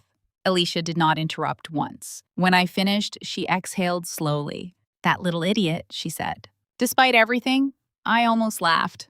Which one? I asked. Both. But Raymond first. I warned your father years ago that boy had learned to cry with dry eyes. That sentence was so accurate it made my chest ache. Everyone thinks I'm being cruel, I said. Everyone does not know the truth. They don't want to. Then I will help them want to. Aunt Alicia. No, she said sharply. You stay out of the mud. You have documents. You have proof. Good. Keep them. I will speak to the family. I don't want a war. You already have one. The difference is whether only one side gets to tell lies. She was right. By evening, the family chat had shifted. Alicia wrote one message, long and devastatingly calm. Before anyone judges Rachel, ask Raymond why his wife listed the house online as a rental. Ask why they arrived without permission. Ask why Teresa was crying when Rachel got there.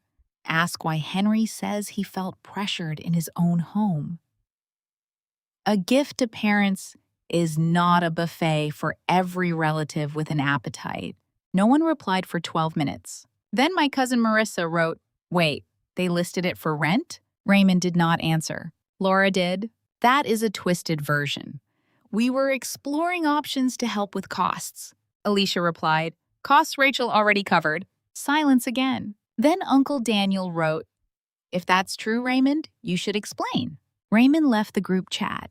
Laura left 2 minutes later. I stared at the screen in my apartment, suddenly exhausted in a way sleep could not fix. Victory did not feel like victory when the people involved were your family. It felt like standing in the ruins of a house everyone had helped build badly. The next day, I met with my lawyer. His name was Samuel Brooks, a precise man in his 50s who wore dark suits even when the weather made such discipline unnecessary. He had helped structure the trust, and when I explained what had happened, his expression became tighter with every detail. They listed the property? He asked. Yes. Under whose name? Laura's. Did they accept reservations? I don't know yet. Send me the screenshots. I already did. He opened them on his computer, adjusted his glasses, and leaned closer. This is useful, he said. That sounds ominous. It is useful because it shows intent. I sat across from him feeling both relieved and sick. Intent. Unauthorized use. Written notice. Legal remedies. These were the phrases that surrounded family betrayal when you took it out of the kitchen and placed it on a lawyer's desk. I don't want to sue them unless I have to, I said. Then we begin with a formal notice. What should it say? That all communication regarding the property must go through you. That they have no permission to enter, occupy, advertise, rent, manage, transfer, or represent any interest in the property. That any future attempt will be reported to the community administration and handled legally. I nodded. Samuel looked at me over his glasses. Do your parents understand they cannot give him permission? They understand now. Now is not always the same as under pressure. I hated that he was right. My mother has trouble saying no to him, I admitted. Then, the notice should also make clear that any consent obtained from your parents regarding use beyond their lifetime residence rights is invalid without your written authorization. It sounded cold, clinical, almost cruel. It was also necessary. Do it, I said. The letter went out that afternoon by email and certified courier. I read it 3 times before approving it. Every sentence felt like a lock clicking into place. Raymond responded 8 hours later with a private email, not to Samuel, but to me. You really got a lawyer involved against your own brother. I hope you're proud. I forwarded it to Samuel without answering. Laura sent a longer message. You are not as untouchable as you think. You may have documents, but we have witnesses that your parents allowed us to stay. You traumatized my children. You sent a strange man to change locks while they were present. You will regret treating us like garbage. I forwarded that too. Samuel replied with only one line. Do not engage. So I did not. For the next week, I built walls. Not emotional walls. Those had been there for years, though I had mistaken them for patience. Real ones, practical ones. Alarms, sensors, cameras. I hired a security company to install a monitored alarm system at the lake house. Sensors on every door and window, cameras facing the front entrance, driveway, side path, back door, and terrace. Cloud storage, mobile access, motion alerts. A keypad my parents could actually use without feeling like they were operating a spaceship. I made sure the cameras did not invade their privacy inside the house. This was not about watching them. It was about making sure no one could walk in again and call invasion family. My father resisted at first. It feels like too much, he said when the installers arrived. So did buying the house, I replied. And look how quickly Raymond tried to take advantage of it. He sighed but did not argue. My mother watched the technicians place sensors on the windows with a worried expression. Will it call the police? If someone breaks in, yes. She looked down. Raymond would never break a window. I wanted to say, Mom, last month you would have said he would never list your house for rent. But I did not. Instead, I said, then he has nothing to worry about. She nodded slowly. The cameras changed something for me. Not because technology solves betrayal, but because evidence does what pleading cannot. Evidence does not cry. Evidence does not feel guilty. Evidence does not wonder if it is being too harsh. It simply records what happened. And I had learned that in a family where manipulation thrives, the truth needs witnesses. For a while, Raymond and Laura quieted down publicly. They stopped posting direct accusations and shifted to vague social media quotes. When money reveals people's hearts. Some relatives are enemies in disguise. Never let anyone make you feel small because they have more. Laura posted a photo of Julian and Emma from behind, sitting on the floor of their apartment with the caption, "My babies deserve better than being treated like burdens." I saw it because a cousin sent it to me with a question mark. I did not reply. Privately, though, Raymond tried to reach my parents. My mother told me because we had agreed on honesty. That, too, was new. He called yesterday, she said during one of my evening check-ins. What did he say? He asked how we were. And? He said he missed us. I waited. He said the children missed the lake. Of course. What did you say? She took a breath. I said they could visit us, but he and Laura needed to arrange it with you. I nearly closed my eyes in relief. Good. He got quiet. I'm sure. Then he said you were controlling us. What did you say? My mother's voice trembled slightly, but there was pride in it too. I said boundaries are not control. I smiled for the first time all day. Mom, I wrote it down before the call, she confessed. Your father helped me. That made me laugh softly. My father came on the line then. She practiced. I did not practice. My mother protested in the background. You practiced 3 times. Well, I needed to sound natural. I could hear them smiling. That tiny normal moment warmed something in me. But Raymond was not done. 2 days later, my father received a text. Dad, I don't understand why you're letting Rachel make decisions for you. You're still a man. That house was given to you. If you want your son there, she can't stop you. My father showed it to me when I visited that weekend. He did not say anything. He just handed me the phone. The old version of my father might have been wounded by the challenge to his pride. Raymond knew that. He knew exactly where to press. A man like Henry, who had spent his life providing on too little money, could be manipulated by the suggestion that he was weak, controlled by his daughter, no longer head of his family. I read the message and looked at him carefully. How did it make you feel? My father gave a humorless smile. Angry. At me? No. He took the phone back. At myself. Because 5 years ago, it might have worked. That honesty mattered more than he knew. What did you answer? He showed me. Being a man does not mean taking what belongs to your mother and me and handing it to you because you demand it. Do not speak about your sister that way. I stared at the message for a long moment. My father looked almost embarrassed. Too much? No, I said quietly. Perfect. He nodded and put the phone away. That afternoon, we planted flowers near the entrance. My mother had bought bright ceramic pots from a market in town. She chose red geraniums, lavender, and white daisies because she said the house needed something cheerful after all that ugliness. My father complained that she had bought too many. Then he spent an hour arranging them exactly where she wanted. It should have been peaceful, and for a few hours, it was. The air smelled of soil and lake water. My mother wore gardening gloves too large for her hands.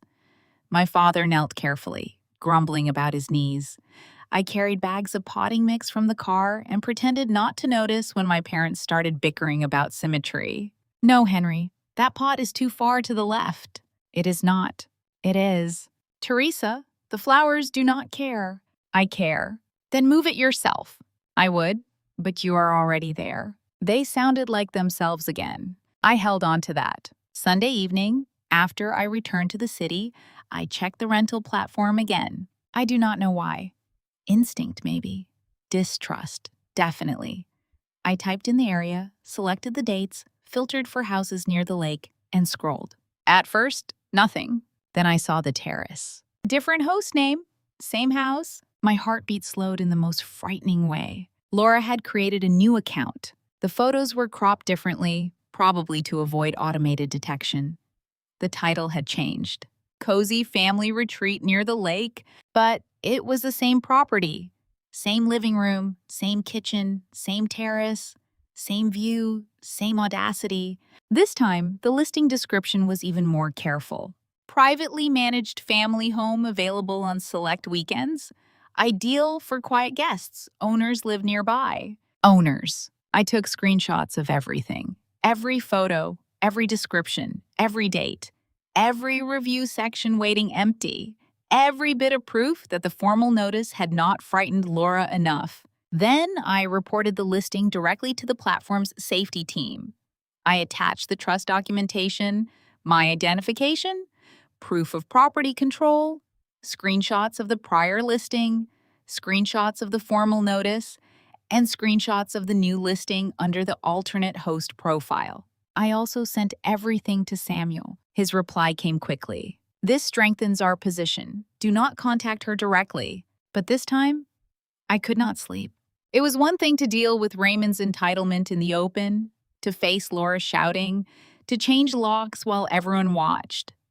It was another thing to realize they were willing to sneak around the legal notice, create new accounts, and keep trying. It made the situation feel less like family drama and more like a threat. At 2 in the morning, I sat at my kitchen table with my laptop open, reading the rental listing again and again. I imagined strangers arriving at the house while my parents were there. I imagined Laura giving out an old address note, Raymond telling someone where to find a hidden key that no longer existed, guests arguing with my parents because they had paid for a weekend. I imagined my mother trying to apologize to people who had no right to be there. The thought filled me with such rage, I had to stand up and walk around the apartment. By morning, the platform had paused the listing pending review. 2 days later, they confirmed it had been removed. Laura sent me one message from an unknown number. You think you're smart. This isn't over. I blocked the number and forwarded the message to Samuel. He called me instead of emailing. "Rachel," he said, "I recommend we send a second notice, stronger this time." "How strong?" "Strong enough that if they continue, we have a documented pattern." I leaned back in my office chair and looked at the wall where my dental licenses hung in neat frames. I had spent years building a life ruled by order, precision, discipline. And now my brother and his wife had dragged me into a world where I had to document threats from burner numbers. "Send it," I said. That evening, I drove to the lake house after closing the clinic. I arrived in darkness, exhausted and stiff from the road. My parents were waiting with soup, bread, and the porch light on. The moment I stepped inside, my mother hugged me. Not a quick hug. Not a thank you hug. A mother's hug, desperate and apologetic and fierce all at once. "I hate that this is happening because of something beautiful you did," she whispered. I held her tightly. "It's not happening because of the house. It's happening because the house revealed things that were already there." My father stood behind her, quiet. Later, after dinner, we sat at the kitchen table and talked about practical rules. No one entered without prior agreement. No copies of keys. No discussions with Raymond or Laura about property. If they called, my parents could speak to the children, but any request involving the house, money, rent, school fees, groceries, or emergencies had to be written down and discussed first. My mother looked overwhelmed. "That sounds so cold," she said. "It sounds safe," my father replied. She looked at him, surprised again by his firmness. He took her hand. "Teresa, we cannot keep confusing love with surrender." She lowered her head. I watched them in the soft kitchen light and realized that the house was doing something I had not expected.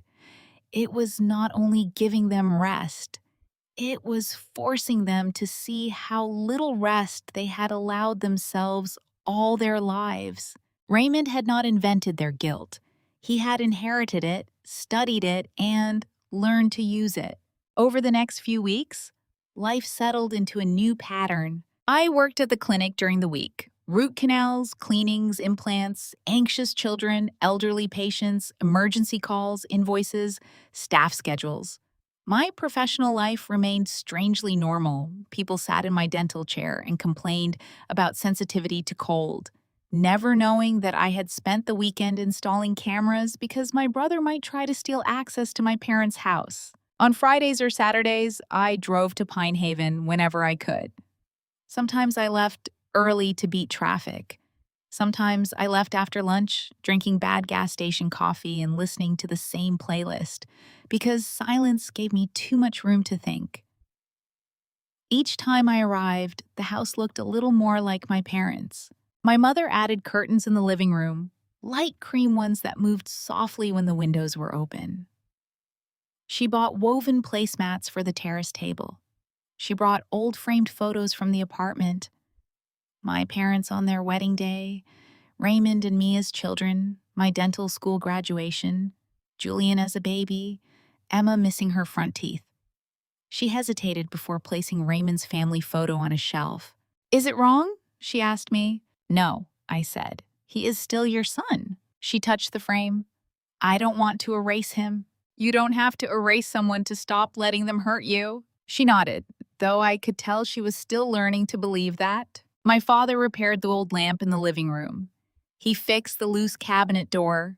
He replaced the dripping faucet after watching 3 videos and declaring the instructions made by people who have never held a wrench. He bought a small toolbox and kept it in the laundry area like a badge of honor. One afternoon, I found him on the terrace with coffee, looking at the lake. "Happy?" I asked. He did not answer immediately. Then he said, "Peaceful." That was better. But peace, I had learned, did not mean the absence of conflict. Sometimes peace was what remained after you stopped opening the door to chaos. Raymond called again 3 weeks after the second listing was removed. I knew, because the unknown number flashed across my phone while I was at home folding laundry. I almost ignored it. Then some instinct, sharpened by years of being the responsible one, made me answer. Hello? For a second. Only breathing. Then, Rachel. My body went still. What do you want, Raymond? He sounded different. Not gentle exactly. Deflated, less polished. The confidence had leaked out of him, leaving something tired and raw behind. We need to talk. No, we don't. Please. That word from him used to work on all of us. It arrived carrying childhood memories, a scraped knee, a failed class, a lost job, a rent shortage. A story where Raymond was always unlucky and someone else always had just enough to save him. I said nothing. He continued, We're in trouble. I'm sorry to hear that. Laura lost her job. I sat down slowly. The bank let her go, he said. They said it was restructuring, but honestly, I don't know. She hasn't been herself. We're behind on rent. The car payment is late. The kids need things for school. I've been trying to pick up more commissions, but sales are slow. I don't know what to do. I closed my eyes. There it was. The old script. Maybe the details were true. Maybe they were not. It almost did not matter because I could already see where he wanted the conversation to go. And you're calling me because you need money, I said. A pause. Just support for a few months? No. You didn't even think about it. I have thought about it for years. His breathing sharpened. Rachel, we could lose the apartment. Then you need to speak to your landlord, find cheaper housing, sell the car, adjust expenses, ask Laura to look for work, or take responsibility in whatever way adults do when they are in financial trouble. You make it sound easy. It isn't easy, but it is yours to handle. I'm your brother. I know. Julian and Emma are your family. I know that too. So, you're going to let them suffer? I opened my eyes. The room around me seemed suddenly very still. No, I said. You are not going to put your choices on my conscience. He made a frustrated sound. I'm not manipulating you. Yes, you are. I'm asking for help. You tried to take the house. You let Laura list it twice. You lied to the family. You threatened me. And now you are calling with an emergency that somehow requires me to forget all of that. I never asked for the house, he said quickly. The speed of that answer told me he had planned it. But you were going to, I said. Silence. You were going to ask for money first, I continued. Then you were going to tell me rent was impossible. Then you were going to say the lake house sits empty some weekdays. Then you were going to suggest staying there temporarily. Then temporarily would become until we get back on our feet. Then getting back on your feet would take years. You don't know that. I know you. His voice changed. The tiredness burned away. Resentment returned. You really think you're better than me? No, I think I am no longer available to rescue you. I made mistakes, he said. You made choices. I said I made mistakes. And what have you done to repair them? He did not answer. Did you apologize to Mom? Silence. Did you apologize to Dad? Nothing. Did Laura apologize for telling them they were too old to need the house? Rachel! Did you tell the family the truth? He exhaled sharply. You want me to crawl? No. I want you to understand that needing help does not erase harm. For a long moment, all I heard was the faint hum of my refrigerator and his breathing through the line. Finally, he said, quieter, So that's it? Yes. You're cutting me off. I already did. What about the kids? If Julian and Emma need specific things, school supplies, medical care, food, you can send me the details. I will decide whether to pay directly to the school, doctor, or store. I will not give you cash. I will not pay your rent. I will not give you access to the house. His voice turned cold. You're humiliating me. No, Raymond. I am removing opportunities for you to lie. He laughed bitterly. You've changed. No, I said. I stopped confusing guilt with love. He was silent long enough that I thought he might hang up. Then he said, Mom would have helped me. Not anymore. You turned them against me. No, you showed them who you are. The words came out before I could soften them. I did not regret them. Raymond hung up. I sat there with the dead phone in my hand, shaking harder than I expected. Saying no should have felt powerful. Sometimes it did. But Sometimes it felt like cutting into your own skin to remove something poisonous, necessary, painful, bloody. I called my mother afterward because I knew Raymond might call her next. She answered cheerfully, and that made my throat tighten. "Hi, sweetheart." "Mom, Raymond called me." Her cheerfulness faded. "Oh, he said they're in debt. Laura lost her job. He may call you." She was quiet. "I'm not telling you not to love him," I said, "but please don't send money without talking to Dad. And don't promise anything." "I won't." Her answer came faster than before, stronger. Then my father's voice came from the background. "Put her on speaker." A moment later, he said, "We won't send money." I let out a breath I had not realized I was holding. "If the children need something real," my mother added, "we can help with that directly." "Exactly," I said. My father cleared his throat. "Your mother wanted to send groceries last week." "Henry," she protested. "She did," he said. "But we talked about it. And I said we should ask what the children need instead of giving Raymond money." My mother sighed. "He is making me sound foolish." "No," my father said. "I am making us sound improved." Despite everything, I laughed. That night, after we hung up, I sat alone in my apartment and thought about the strange shape of family love. People like to talk about family as if it is sacred by itself. Blood, names, shared childhoods, holiday tables, old photographs. But I had begun to believe family is not sacred because of what it is. It is sacred because of how carefully people choose to treat one another.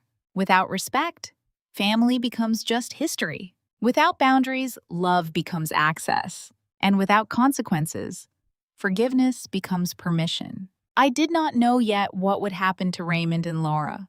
I did not know whether they would lose their apartment, whether Laura would find work, whether Raymond would finally face the life he had built out of excuses. Part of me cared. Part of me always would. He was my brother. I remembered the boy afraid of thunder, too. But I also remembered my mother crying in the kitchen of her own house, my father staring at his hands while his son let him be humiliated, Laura's voice saying, "This house is already ours." The next weekend, I drove back to Pine Haven. My parents were on the terrace when I arrived. My mother had a blanket over her legs. My father was drinking coffee. One ankle crossed over the other, his face turned toward the lake. For once, neither of them looked like they were waiting for bad news. My mother smiled when she saw me. "You're just in time," she called.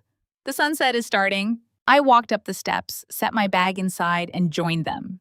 The sky over the lake was turning orange and pink, the colors spreading across the water like spilled paint. For several minutes, no one talked. My mother leaned her head against my shoulder. My father handed me a cup of coffee without asking if I wanted one. I took it. The house was quiet. The locks were new. The cameras watched the road. The flowers by the entrance moved softly in the evening wind. For the first time since Raymond had arrived, I allowed myself to believe that maybe peace was possible here after all. But peace, I would learn, has to be defended more than once. The first time Raymond brought the children back to the lake house, he did not get out of the car. That, more than anything, told me the boundaries were working. It was a Saturday afternoon in early autumn, the kind of afternoon when the light turned softer over the lake and the air carried the smell of damp leaves and chimney smoke from houses farther uphill. My parents had spent the morning preparing as if Julian and Emma were visiting from another country instead of being dropped off for 4 hours. My mother made chicken soup, quesadillas, sliced fruit, and a chocolate cake she insisted was small, though it could have fed half the neighborhood. My father checked the porch 3 times, swept leaves from the front steps, and pretended he was not nervous. I arrived before the children did because I wanted to make sure everything was clear. Not tense, not hostile, just clear. The rule had been written and repeated. Raymond and Laura could bring Julian and Emma to the front entrance at the agreed time. They could say hello from outside. They could not come in. They could not stay. They could not ask for a tour, a coffee, a bathroom, a private conversation, a forgotten sweater, or any of the small openings people create when they want a locked door to feel rude. My mother hated the rule at first, not because she disagreed exactly, but because she had spent her entire life believing hospitality was proof of goodness. In her world, leaving someone outside felt cruel, even if that person had once entered without permission. She understood why it had to be that way. Understanding did not make it easy. At 2 exactly, the security camera sent an alert to my phone. A car had entered the driveway. I glanced out the window. Raymond's car rolled to a stop in front of the house. For a second, my chest tightened with the old readiness for conflict. But the driver's door remained closed. Raymond sat behind the wheel, one hand at the top of it, looking straight ahead. Laura was beside him, sunglasses on, mouth tight, refusing to look toward the porch. The back doors opened. Julian got out first. He had grown taller since the last time I had really looked at him. 10 years old, but already carrying the stiff silence of a child who knows adults have made a mess and expects him to walk carefully around the broken pieces. Emma climbed out after him with a pink backpack and the same stuffed rabbit she had held the day of the confrontation. My mother rushed halfway down the steps before stopping herself. "Slow," my father murmured. She looked at him, then took a breath and walked calmly the rest of the way. "Hello, my loves," she said. Emma ran into her arms. That nearly undid all of us. My mother closed her eyes and held the little girl tightly, rocking once on her feet. Julian stood back, awkward and older than his age, until my father opened his arms. "Come here, boy." Julian stepped into the hug. From the car, Raymond watched. His face was unreadable. Laura turned her head away. I stood on the porch, neither smiling nor glaring. I would not make the children feel unwelcome, but I also would not perform warmth for their parents. Raymond looked at me once. I held his gaze. He looked away first. My mother walked the children up the steps. "Are you hungry?" Emma nodded immediately. Julian said, "A little." My father laughed. "That means yes." The car remained in the driveway. For one long moment, I wondered if Raymond was going to get out after all. He shifted in his seat, looked toward the front door, then toward my parents. His hand moved to the door handle. I stepped down one step. He saw me. His hand returned to the steering wheel. A few seconds later, the car reversed and left. Only then did my mother exhale. Inside, the house changed with the children in it. Not in the way Raymond and Laura had changed it, with entitlement and noise and possession, but in the messy, honest way children bring life into a room. Emma ran her fingers along the edge of the terrace table, asking if the lake had fish. Julian pretended not to be impressed by the view, then stood at the railing for 5 full minutes staring at the water. The dog was not with them this time, thankfully. My mother fed them as if they had crossed a desert. My father showed Julian the lamp he had repaired and let him hold the screwdriver as if passing down a sacred tool. Emma helped water the flowers near the entrance, drowning one unfortunate pot of daisies while my mother praised her care. For a few hours, it was almost normal. Almost. Children notice more than adults want them to. After lunch, Julian and I stood on the terrace while my parents cleaned up inside despite my protests. Emma was drawing at the table with colored pencils my mother had bought that morning. The lake was silver under a cloudy sky. Julian leaned on the railing. "Are you still mad at my dad?" I had known the question would come eventually.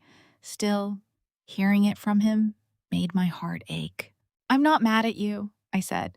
"I know." "And I'm not mad at Emma." "I know." He traced a line into the railing with his finger. "Mom said you hate us." I closed my eyes briefly. When I opened them, I kept my voice calm. "That is not true. She said you didn't want us to have the house. The house belongs to your grandparents for them to use and enjoy. But you bought it.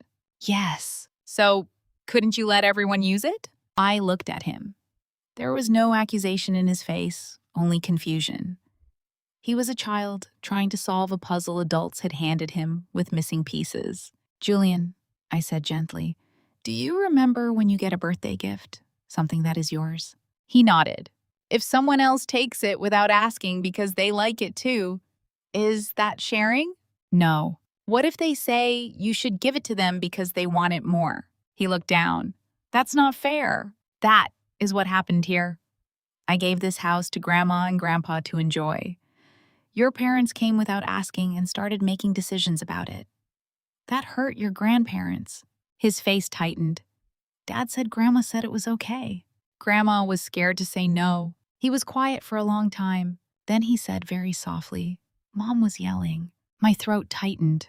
Yes, I said. She was. He swallowed. Grandpa looks sad. He was. Julian turned his face toward the lake. I could see him struggling. Children should not have to reconcile the love they feel for their parents with the harm those parents cause. It is too heavy a task. But sometimes adults drop that weight on them anyway and call it family. You can love your dad, I said. You can love your mom. You do not have to pick sides. He looked at me then, eyes brighter than before. Then why does it feel like everyone wants me to? That was the cruelest question because it was the truest. I'm sorry, I said. Adults sometimes make children carry things they should not carry. Are you going to stop talking to us? No. He searched my face, looking for the catch. I will always care about you and Emma, I said, but I also have to protect Grandma and Grandpa. Both things can be true. He nodded, though I did not know how much he believed me. Behind us, Emma held up her drawing. Aunt Rachel, look, it's the house, but I made the lake purple. I smiled. Purple is an improvement. Julian turned away quickly, wiping his cheek with his sleeve. When Raymond returned at 6, he was alone. Laura was not in the passenger seat. He parked outside and waited. My father walked the children down the steps. My mother carried a container of cake slices, despite the rule that no gifts or groceries should go through Raymond unless agreed upon. I caught her eye. She froze, then looked ashamed. It's just cake, she whispered. I looked at the container, then at Emma, who was watching us. Cake is fine, I said softly. Not every boundary had to become a battle. That was something I was learning too. At the car, Raymond got out only when the children approached. He hugged them quickly, then looked over their heads at our mother. Hi, Mom. Her hands trembled around the cake container. Hello, Raymond. He looked thinner, or maybe stress had sharpened him. There were shadows under his eyes, and his shirt was wrinkled in a way Raymond of the old days would have hidden. For a second, I saw what my mother saw. Her son, tired and struggling. Then he glanced toward the house. The softness in me closed. Kids, get in the car, he said. Julian and Emma obeyed. My mother stepped forward with the cake. I made this for them. Raymond took it. Thanks. There was a pause. Too long, carefully designed. Then Raymond said, Can we talk for a minute? My mother looked at me. He saw it and smiled bitterly. Right. Permission. My father stepped beside her. If it is about the children, you can talk here. Raymond's face tightened. I don't want to do this in the driveway. Then do not do it, my father said. That was new. Raymond stared at him, surprised. I could tell he had expected me to be the wall, not my father. It's important, Raymond said. Is it about their health or school? My father asked. It's about our family. Then write it down, I said from the porch. Raymond looked up at me. Of course. Do not make Mom and Dad uncomfortable at their own front door. His jaw flexed. You've trained them well. My father's expression changed. Not loud anger, but quiet disappointment. No, Raymond. We are learning. For a moment, Raymond looked as if the words had struck him somewhere tender. Then he laughed under his breath, got into the car, and drove away. My mother stood still long after the car disappeared. He looked tired, she said. I know. What if they really are in trouble? They are in trouble, my father said. but that does not mean we become the solution every time. She turned to him. How can you be so calm? I am not calm, he answered. I am practicing. That became our word for the next several months. Practicing. My mother practiced not answering Raymond's calls immediately. At first, she would let the phone ring and stare at it as if it were a crying baby. Her hand would hover above the screen, her face full of guilt. What if it's urgent? She would say. Then he can leave a message, my father would reply. What if it's about the children? Then he can leave a message. What if he thinks I don't love him? Then he will have to survive that feeling. Sometimes she answered anyway. Healing is rarely neat, but when she did, she wrote down what he asked for. School shoes for Emma, a field trip for Julian, money for groceries, help with gas, a late car payment, rent, always rent. My father and I helped her sort the requests into 2 columns, children's needs and Raymond's consequences. School shoes? Paid directly at the store. Field trip? Paid directly to the school. Groceries. We ordered a basic delivery to their apartment once, with food clearly meant for the children and household, not cash. Gas? No. Car payment? No. Rent? No. The first time my mother told Raymond she would pay the school directly instead of sending money, he hung up on her. She cried for 10 minutes. Then she wiped her eyes and said, "At least the field trip is paid." That was practicing. Laura hated the new system. She sent messages from different numbers, sometimes sweet, sometimes vicious. Teresa, I know you love your grandchildren. They need their grandmother right now. Then, when that did not work, I hope you remember this when they stop asking to see you. Then, Rachel is destroying this family and you are letting her. My mother showed me every message. That, more than the content, mattered. Manipulation thrives in secrecy. Once brought into the open, it begins to look smaller, uglier, less powerful. One evening, my mother called me crying, but not in the same helpless way as before. Laura sent something, she said. Read it. She said if we really loved the children, we would make sure they had stability. She said the lake house could give them that. I closed my eyes. There it was again, softer language, same hand reaching for the same door. What do you think she means? I asked. My mother was quiet. Then she said, she wants us to ask you to let them live here. Yes. She says only for a few months. It would not be a few months. I know. The words were barely audible, but they were there. I know, she repeated stronger. I waited. I told her the house is not available, my mother said. Then I blocked the number. I sat up straighter. You blocked her? Your father showed me how. In the background, my father said, I am becoming very modern. I laughed. My mother laughed too, though hers turned into a sob halfway through. I feel terrible, she admitted. I know, but I also feel lighter. That's what boundaries can feel like after the guilt burns off. She was quiet for a long moment. Why didn't anyone teach me this sooner? I did not have an answer. Maybe because women like my mother had been taught that love meant giving until nothing remained. Maybe because mothers were praised for sacrifice and shamed for self-protection. Maybe because poor families often survive by sharing everything, and it becomes difficult to tell the difference between sharing and being drained. Maybe because saying no to your child feels unnatural, even when that child is a grown man with a wife, a car, children, debts, and a long history of making other people pay for his choices. You're learning now, I said. Yes, she whispered, practicing. Not everyone respected the change. Some relatives still believed I had gone too far. They said things indirectly at gatherings or in messages that pretended to be concerned. Your parents must be lonely out there. A house should be full of family. It is sad when siblings fight over property. That one always made me laugh darkly. There was no fight over property.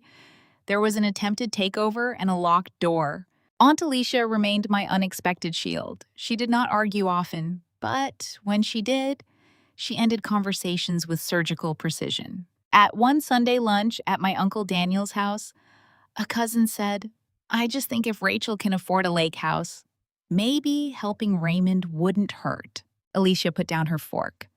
People always say generosity doesn't hurt when they are volunteering someone else's money. The table went silent. My cousin turned red. Alicia continued eating. My parents attended that lunch. Later, my mother told me she almost defended Raymond out of habit, almost said he was having a hard time, almost softened the story so others would not think poorly of him. Then she looked across the table at my father, and he shook his head once. So she said nothing. That, too, was practicing. Over time, the visits with Julian and Emma became easier. Every other Saturday, when schedules allowed, Raymond or sometimes Laura would drop them off outside the gate. There were no more attempts to enter, no more driveway speeches, no more requests disguised as conversation. At least not in person. Maybe they had learned the cameras were not decorative. Maybe Samuel's second notice had frightened them. Maybe they were simply waiting for a better opportunity. I no longer wasted energy guessing motives when behavior was enough to judge by. The children began to relax. Julian helped my father with small repairs. He learned how to tighten loose screws, sand a rough patch of wood, replace a light bulb safely, and identify which tool was which. My father had never been a talkative man, but with Julian he found patience. They would sit together on the terrace afterward, drinking lemonade, while my father told him stories about working in the warehouse, about learning to fix things, because paying someone else had been impossible. Being useful is good, he told Julian once. Julian nodded seriously. Dad says money is what matters. My father looked at him. Money matters, but character matters when money is gone. Julian thought about that. Emma became my mother's shadow. She helped water the flowers, folded napkins badly, stirred batter with intense concentration, and once decorated a cake with so many sprinkles, it looked like a birthday party had exploded. My mother adored every crooked, sticky, chaotic second. Sometimes watching them, grief would rise unexpectedly in me, not because the children were there, because they should have been able to be there, without all the rules, without cameras, without drop-off arrangements, without adults measuring every word. The house should have been a place where family came together freely, but freedom without respect had already failed. So we built something smaller, stricter, safer. One afternoon, Emma asked my mother, Grandma, why doesn't Mommy come inside anymore? My mother froze. I was in the kitchen doorway and heard the question. My first instinct was to rescue her, to answer for her, to protect her from discomfort. But then, my mother took a breath. Because Mommy and Daddy broke a rule, she said gently. Emma frowned. A big rule? Yes. Did they say sorry? My mother's eyes flickered toward me. Then she looked back at Emma. Not yet. Emma considered this with the severe moral clarity of a 7-year-old. At school, if we don't say sorry, we can't play again. My mother smiled sadly. That is a good rule. Grown-ups should have that rule too. Yes, my mother said. They should. I walked away before either of them saw my tears. Raymond never properly apologized. He came close once. It happened during a child drop-off near Christmas. The air was cold, and my mother had decorated the front entrance with a wreath and small lights around the railing. Julian and Emma were excited because my parents had promised hot chocolate and a movie. Raymond drove them himself. Laura was not with him. After the children ran inside, he remained near the car. Rachel, he called. I was on the porch. My father was inside helping Emma remove her coat. My mother had already gone to the kitchen. What? He shoved his hands into his jacket pockets. Can we talk? Here. He looked tired again. More than tired. Worn down. His face had lost some of its old smoothness. Life had begun to press lines into him. I know things got ugly, he said. That is one way to describe it. He looked at the ground. I shouldn't have posted that photo. No. And the listing, Laura was stressed. I stared at him. He exhaled. Fine. We were both stressed. That is not an apology. His mouth tightened. I'm trying. No. You are trying to get credit for approaching an apology without actually taking responsibility. He looked up sharply. Do you always have to talk like a diagnosis? I spend my days diagnosing problems. I'm good at recognizing symptoms.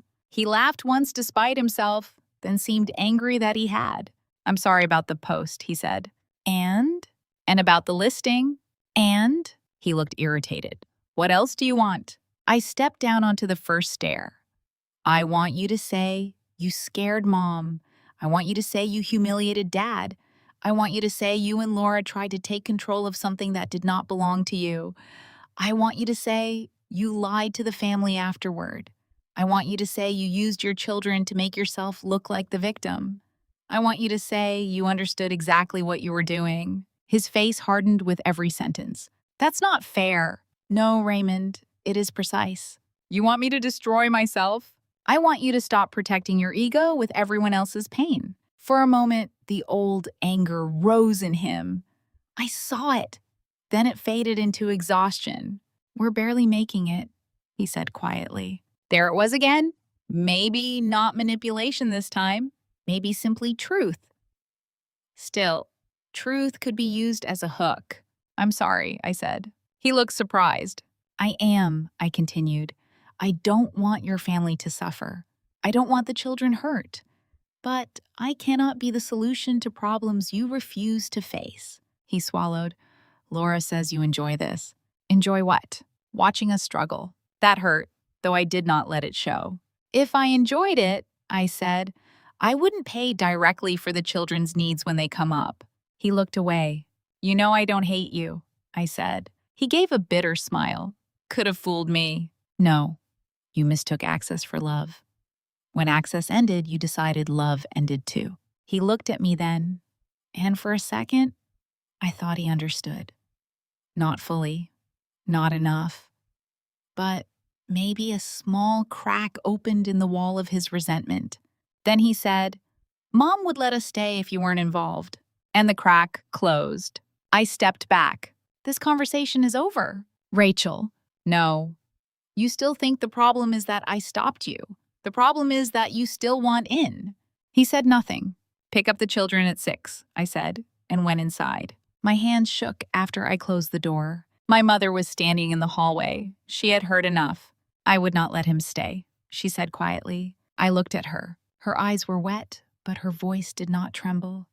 Not anymore. I hugged her before she could say anything else. That Christmas was the first my parents spent partly at the lake house. Not on Christmas Eve, because my mother still wanted the old family traditions at my apartment in the city, but the week after. We drove up with leftovers, gifts, blankets, and a small artificial tree Emma had helped decorate during one of her visits. My parents placed it in the living room window, where its tiny lights reflected against the dark glass at night. Raymond and Laura did not come. They sent the children for one afternoon with gifts for my parents, a scarf for my mother, a book about home repairs for my father. No card from Raymond, no apology. But the gifts were thoughtful enough that my mother cried after the children left. Maybe he chose them, she said. Maybe, I replied. I did not take that hope from her. Hope, when held carefully, can comfort. It only becomes dangerous when it unlocks doors that should stay shut. On New Year's morning, my parents and I sat on the terrace wrapped in coats, drinking coffee while mist floated above the lake. The town was quiet. Somewhere far away, church bells rang. My father looked at my mother. 40 years? 41 soon, she said. He smiled. You still correct everything I say, and you still need correcting. I laughed. My mother looked at me then, her face softening. When you gave us this house, I thought the gift was the house. What else would it be? She touched her mug with both hands. Now, I think the gift was permission. I did not understand at first. She looked out at the water. Permission to rest, permission to say no, permission to have something without feeling guilty, permission to let our children be adults, even when they don't like it. My father nodded. I looked away because my eyes had filled too quickly. I didn't know it would cost this much, I said. My mother reached for my hand. Beautiful things often show us what is broken. That was true. The house had not created Raymond's entitlement. It had revealed it. It had not created my parents' guilt. It had exposed it. It had not created my exhaustion as the responsible daughter.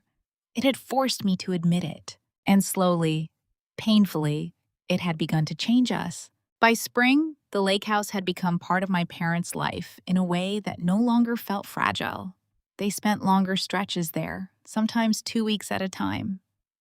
My father found a local mechanic he liked and a bakery he claimed made bread almost as good as the one near their old apartment, which from him was high praise. My mother joined a small craft group at the community center and pretended she only went because the other women needed help, though she came back smiling every time. They still called Raymond. Not often, every 2 or 3 weeks. The conversations were shorter now, focused mostly on Julian and Emma. School, health, birthdays, practical things. My mother no longer asked, "Do you need anything?" at the end of every call. That had been one of her hardest habits to break. Instead, she asked, "How are the children?" That one change shifted everything. Raymond did not like it. I knew because sometimes after calls, my mother looked sad. "He waits," she told me once. "For what?" "For me to offer." "And do you?" She shook her head. "No." "Does it hurt?" "Yes." "Are you okay?" She thought about it. "Yes." Practicing. The final attempt before everything truly settled came through Laura. It was a long email sent to my mother, my father, and me, though it was clearly written for my parents. The subject line was, "For the sake of the children." Laura wrote that she was disappointed in how things had turned out. She said she had always loved Henry and Teresa like her own parents. She said the children were confused and hurt by the division in the family. She said Raymond was depressed. She said their finances were still unstable. She said she understood now that mistakes had been made, but everyone had reacted emotionally. Then came the sentence that revealed the purpose of the whole message. "Perhaps we could all heal if we spent time together at the lake house, even just for one weekend, to remember we are family." My mother read it 3 times. My father read it once and said no. I said nothing. I wanted my mother to answer first. She sat at the kitchen table in the lake house, the laptop open in front of her, hands folded tightly. "She made it sound reasonable," my mother said. "She is good at that," my father replied. "She didn't apologize." "No," I said. "She said mistakes were made." "People say that when they don't want to name who made them." My mother nodded slowly. Then she began typing. "Laura, we love Julian and Emma very much, and they are welcome to continue visiting us under the arrangements already in place. But you and Raymond are not invited to stay at the lake house. What happened here hurt us deeply. Until there is real accountability and trust is rebuilt over time, the boundaries will remain." Teresa and Henry. She stared at the message. Then she added one more line. "This decision is ours." She pressed send before she could lose courage. My father put his arm around her. I stood behind them, looking at the screen, and felt something in me loosen. This decision is ours, not Rachel's, not Raymond's, not Laura's, theirs. That was the moment I realized my parents were no longer simply protected by the boundaries. They had begun to own them. Laura did not reply. Raymond sent a single text to my father later that night. "I guess Rachel finally got what she wanted." My father showed it to my mother. She looked at it, then at him. For once, she did not cry. She only said, "Don't answer." And he didn't. That weekend, we planted more flowers. Not because the house needed them, but because my mother wanted color: red, yellow, purple, white.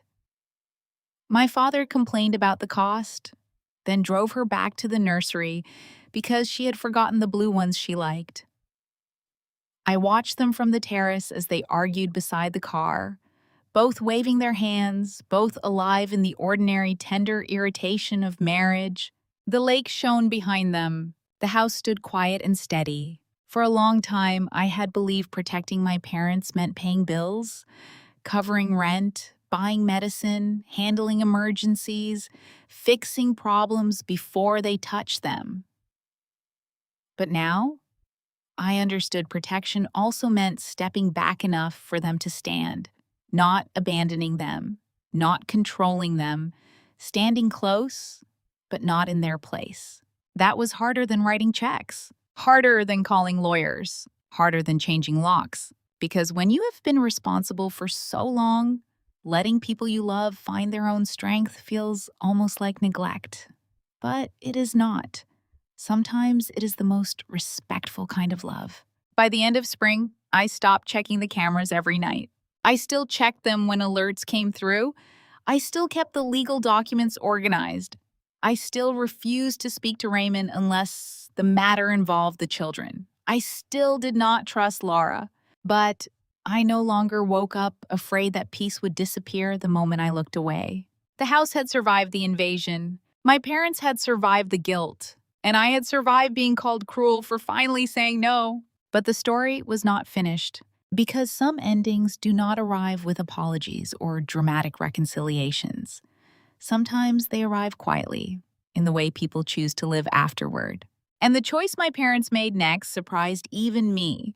The choice my parents made next began with something small. A drawer. Not a dramatic family meeting, not a tearful announcement, not a final confrontation in the driveway. Just my mother standing in the bedroom of their old apartment, holding open a drawer full of things she had not used in years. "This can go," she said. I looked up from the box I was taping shut. "Are you sure?" She held up a stack of old tablecloths, some yellowed with age, some embroidered by hand back when her fingers could sew for hours without aching. "I kept them because I thought maybe one day someone would need them." "Do you need them?" She smiled faintly. "No." "Then they can go." She placed them in the donation bag. That was how it started. One drawer, then one closet, then a cabinet full of mismatched plastic containers, then old shoes, expired medicine, chipped plates, broken appliances my father had once sworn he would repair, and bags of children's clothes my mother had saved from when Julian and Emma were younger, because you never know. For most of my life, my parents had kept everything. Not because they were hoarders, not really, but because poverty teaches people that objects have second lives, third lives, emergency lives. A shirt can become a rag. A jar can hold screws. A box can store receipts. An old blanket can become a dog bed for a dog you do not have yet, but someone might someday bring. Letting go was not natural to them. But the lake house had changed the way they looked at their old apartment. The apartment was still theirs, still familiar, still full of decades. But it no longer felt like the center of their lives. It felt like a place they had survived. Narrow hallways, noisy neighbors, water stains on the ceiling, traffic beneath the window, memories folded into every corner. It had held us when we had nothing else, and for that, I respected it. But my parents no longer wanted to spend their final years worshiping at the altar of survival. One Saturday morning, my father stood in the living room of the apartment, staring at the sagging sofa where he had fallen asleep after work thousands of times. "I used to think this was enough," he said. "It was enough," my mother replied gently. "For then," he nodded. "For then." They decided not to give up the apartment immediately. My mother still wanted a place in the city for doctor appointments, holidays, and visits with friends. My father said it was practical to keep it for a while longer, but they began moving their real life to the lake house piece by piece. The good coffee mugs went first, then the framed photos, then my mother's sewing basket. Not because she planned to work for money anymore, but because she wanted to mend things slowly on the terrace while watching the lake. Then my father's toolbox. Then the blanket from their bed, the one my mother said smelled like home. Every time I drove to Pine Haven, my car was full. Plants, books, kitchen things, winter clothes, a radio my father refused to throw away, a ceramic rooster my mother insisted looked cheerful and I insisted looked judgmental. The lake house absorbed it all. With every object, it became less like a gift I had given them and more like a life they were choosing. Raymond noticed. Of course he noticed. He had always been sensitive to movement around resources. If my parents bought a new appliance, he heard about it. If they mentioned saving money, he asked why. If I took them to a doctor, he wondered what else I was paying for. So, when my parents began spending more and more time at the lake house, he understood something important. The house was no longer a weekend treat. It was becoming their home. And that bothered him. At first, he tried concern. "You're too far away out there," he told my mother during one call. "What if something happens?" "Then we call Rachel," my mother said. "She's not always available. There are neighbors. There is a clinic in town, and your father knows where everything is." Raymond sighed loudly enough that she could hear the accusation. "I just worry." My mother repeated the sentence she had practiced many times. "Thank you for worrying. We are fine." He tried my father next. "Dad, be honest. Do you really like living out there? Or is Rachel pushing this?" My father answered simply, "I like waking up where I can hear birds instead of buses." Raymond had no response to that. Then Laura tried a softer approach. She sent my mother a message with a photograph of Emma holding a school certificate. Beneath it, she wrote, "Emma asked when she can sleep at the lake house again. She says it feels like a fairy tale house. It breaks my heart that everything became so complicated." My mother stared at that message for a long time when she showed it to me. I watched the old guilt move across her face like a shadow.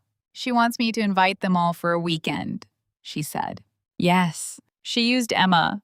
"Yes." My mother's fingers tightened around the phone. I hate that I know that now. I sat beside her at the kitchen table. The afternoon light moved across the floor. My father was outside watering the flowers, though it had rained that morning and everyone knew he only wanted to give us privacy. "Knowing hurts," I said. "But not knowing hurt you more." She nodded slowly. Then she typed, "Emma's always welcome during her visits. We love seeing her and Julianne." She did not mention Laura. She did not mention Raymond. She did not mention weekends. She did not offer. Laura did not answer. That was the pattern now. Hints, hooks, silences, waiting. But my mother was getting better at recognizing the shape of a trap before stepping into it. One evening in early summer, Raymond called me directly. I almost did not answer. We had not spoken properly since the Christmas conversation. Most communication went through messages about the children's specific needs. But I had just finished a long day at the clinic and was sitting in my car, too tired to be wise. The phone rang from an unknown number. I answered.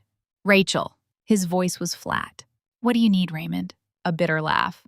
"That's how you answer your brother now?" "That is how I answer unknown numbers that turn out to be you." Silence. Then he said, "We're moving." I sat still. "Where? Smaller place? Farther out?" Okay, he repeated. That's all? What do you want me to say?" "I don't know. Maybe ask if your niece and nephew are going to be okay."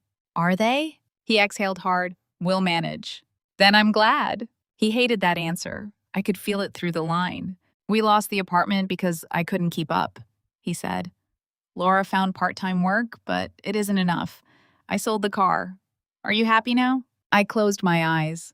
There it was again, the invitation to carry his consequences as if I had created them. "No," I said. "I'm not happy." "You sound happy." "I sound tired." He was quiet for a moment, then softer. "You could have helped." "I did help. For years. You stopped when we needed you most. I stopped when helping you became enabling you." He scoffed. "There's that therapy language again." "It's accurate." "No, it's convenient. It lets you feel righteous while your brother struggles." I rubbed my forehead. "Raymond, what do you want?" Another pause. "The kids need stability." I agree. "They need family." They have family. They need space." I opened my eyes. There it was. Not even hidden this time. He had gone around and around the mountain only to arrive at the same locked door. No, I said. You don't even know what I'm asking. Yes, I do.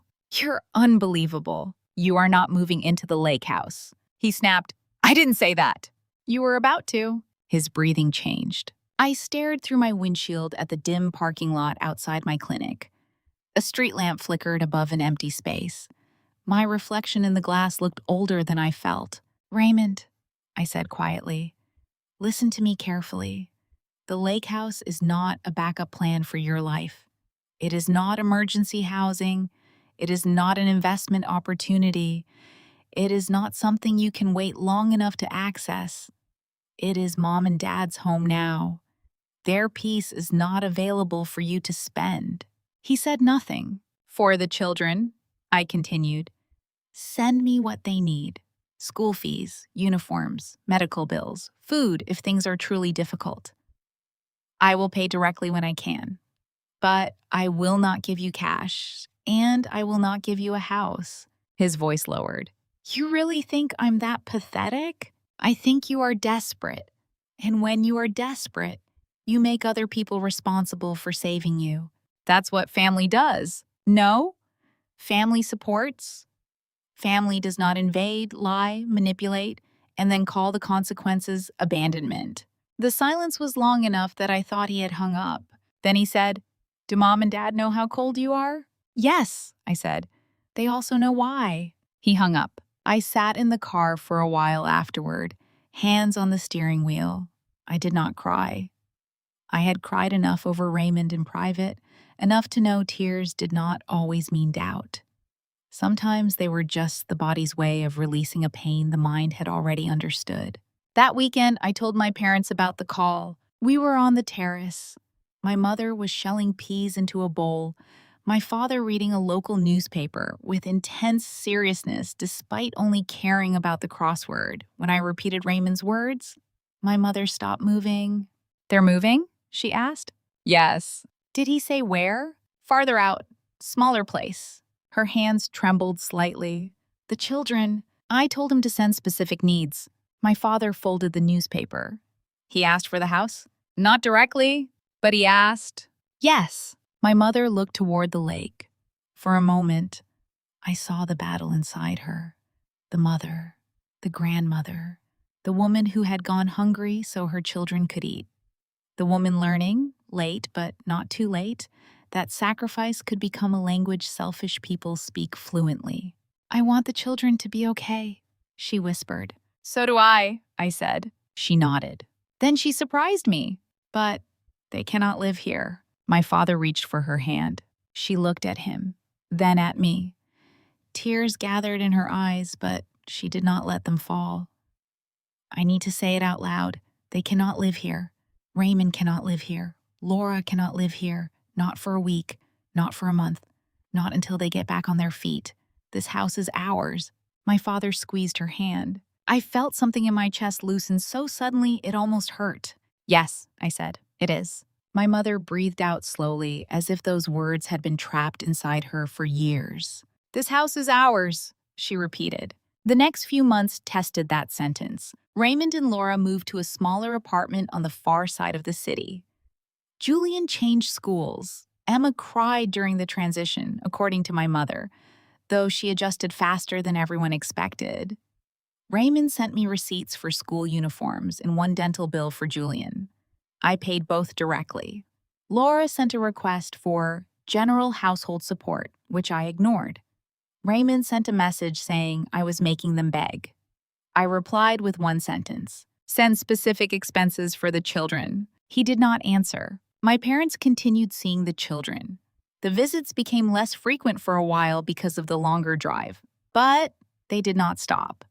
Sometimes I picked Julian and Emma up myself and drove them to the lake house, partly because it was easier and partly because I did not want my parents navigating Raymond's moods at the gate.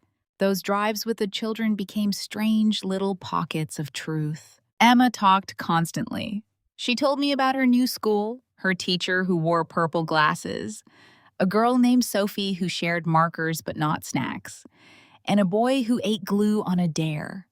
She asked if the lake had mermaids. She asked if dentists ever pulled out vampire teeth. She asked if Grandma had always been old. Julian was quieter.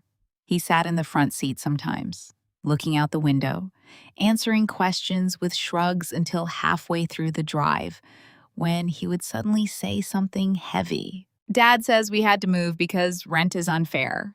Rent can be unfair, I said. He says people with money don't understand. Sometimes they don't. He glanced at me. Do you? I understand more than he thinks. He looked out the window again. He says you could have fixed it. I kept my eyes on the road. I could have paid for it. That is not always the same as fixing it. Julian thought about that for a long time. Grandpa says fixing means solving the reason something broke, he said. Grandpa is right. He nodded slowly. Dad doesn't like Grandpa's sayings. No, I said. I imagine he doesn't. At the lake house, Julian slowly became lighter. Not carefree. That would take longer. But lighter. He laughed more with my father. He stopped watching the adults so closely. Emma treated the house like a magical kingdom, where Grandma's kitchen produced endless pancakes, and Grandpa could repair anything except bad moods, which she said required chocolate. One afternoon, Julian helped my father build a wooden planter box for my mother. It came out slightly uneven, and my father declared it structurally sincere. Julian laughed so hard he nearly dropped the hammer. My mother looked at them from the terrace doorway and whispered to me, "This is what I wanted family to feel like." I looked at the two of them, heads bent over the wood, sunlight on their shoulders. It can, I said, just not with everyone inside the same room. She nodded, understanding now. The final real confrontation happened almost a year after I bought the house. It was not loud. That surprised me. Raymond came alone. He did not arrive unannounced. He sent my father a message asking for 10 minutes outside the gate. My father showed it to me. I was at the lake house that weekend, repainting the small bedroom with my mother. Both of us streaked with cream-colored paint because neither of us was as careful as we claimed. "What do you think?" my father asked. "What do you want?" I asked back. He looked at the phone, then out toward the road. I want to hear what he has to say. My mother looked worried but did not protest. So Raymond came. He parked outside, got out, and stood near the gate with his hands in his pockets. He looked different, thinner, yes, but also less polished in his anger. His hair was longer than usual. His face was tired, not dramatically broken, just worn down by a life that had stopped rearranging itself to protect him. My father and I went outside. My mother stayed on the porch, close enough to hear if she needed to, far enough not to be pulled in. Raymond looked at me first, then at our father. "Dad," he said. "Raymond," he swallowed. I wanted to say something. My father waited. Raymond glanced toward the house. For a second, I saw the old hunger in his eyes. But it passed. Maybe because the gate was closed. Maybe because he knew the cameras were there.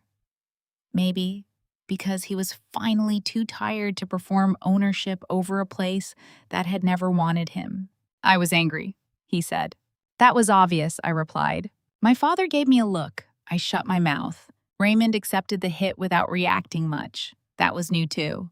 "I was angry," he repeated, "and embarrassed. When Rachel bought you the house, I felt, I don't know, like proof." "Proof of what?" my father asked. "That I wasn't doing enough. That she could do things I couldn't.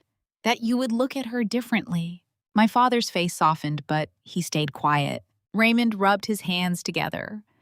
Then Laura started talking about how the house could help us, how it didn't make sense for it to sit empty, how the kids deserved space. And I wanted to believe that because it made me feel less small. There it was.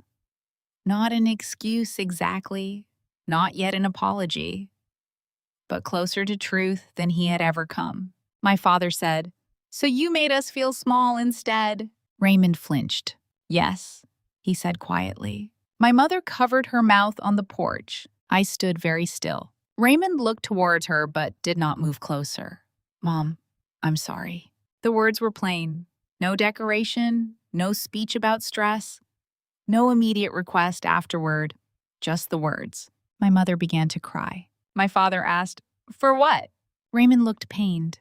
"Dad?" "For what?" My father repeated. Raymond closed his eyes briefly. "For coming here without permission. For letting Laura talk to you like that. For acting like the house should become ours because I needed it. For lying to the family.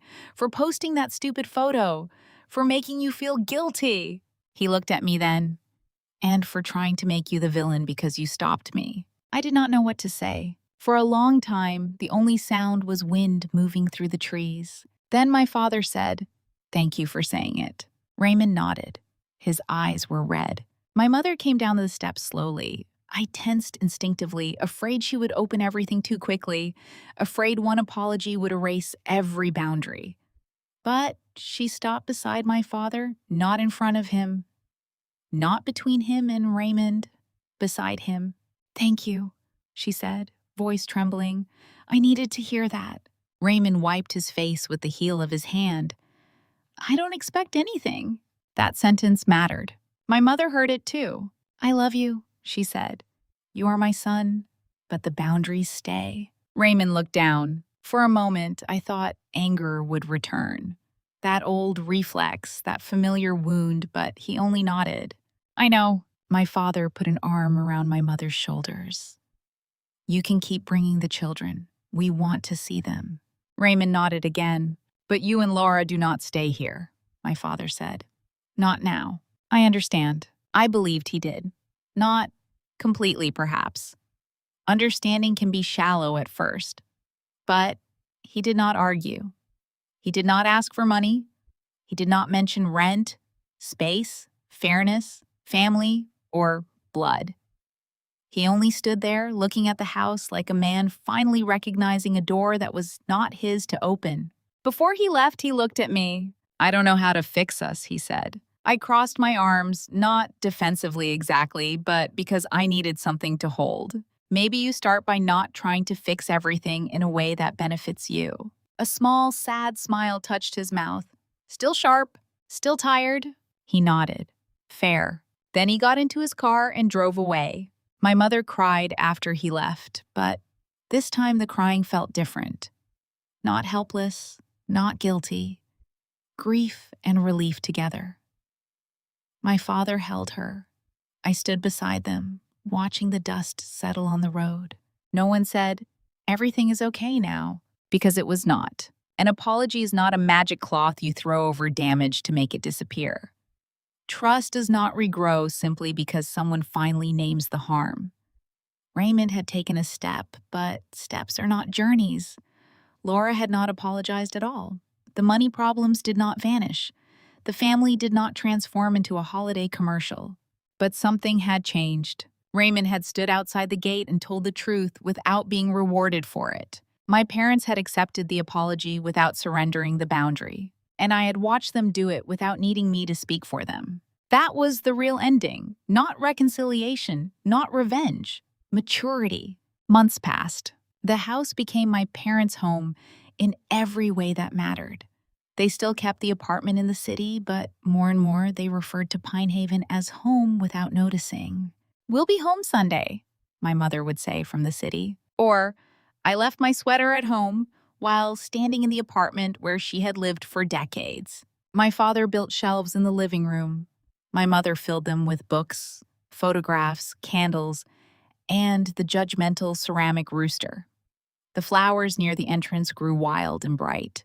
The terrace chairs were replaced with sturdier ones.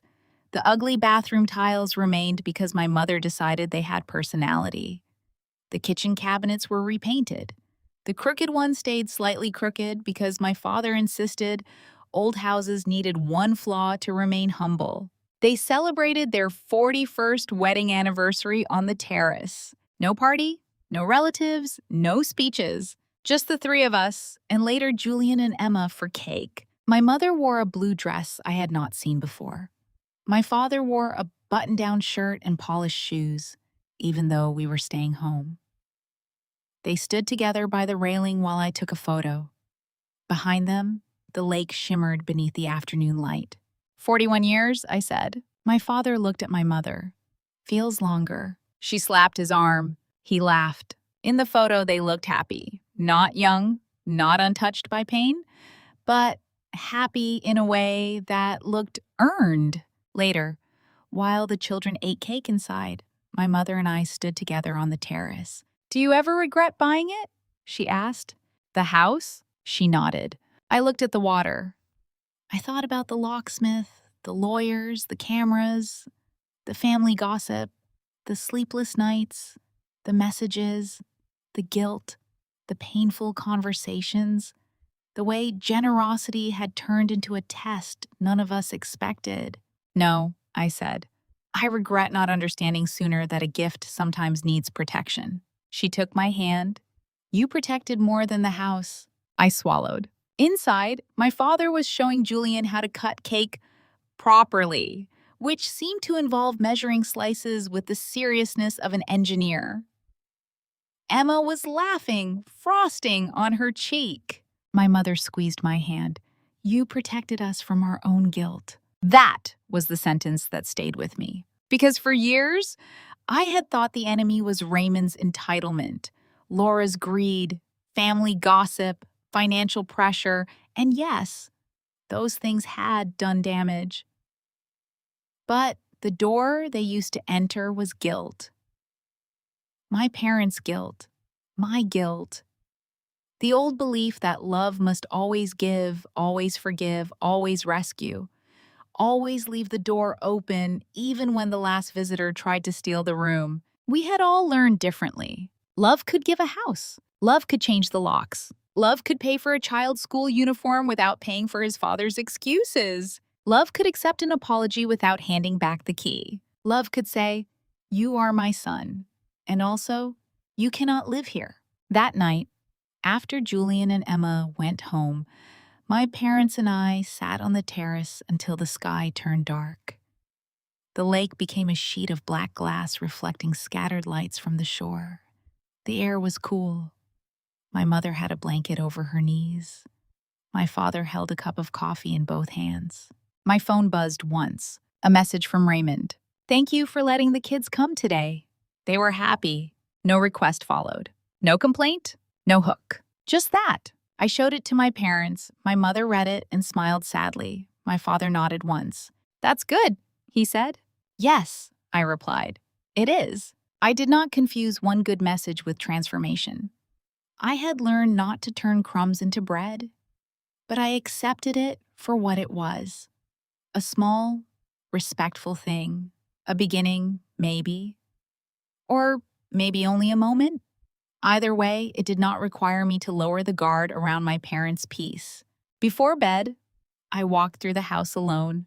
The living room smelled faintly of coffee and cake. The cream curtains moved in the breeze from an open window. The repaired lamp glowed warmly in the corner. Family photos lined the shelves, including one of Raymond, Laura, Julian, and Emma. My mother had kept it there. She was right to. Boundaries were not erasure. In the kitchen, the mugs were washed and drying beside the sink. On the counter sat the leftover cake under a glass cover. In the hallway, my father's toolbox rested neatly on a shelf. The small bedroom still had a faint smell of paint from months earlier.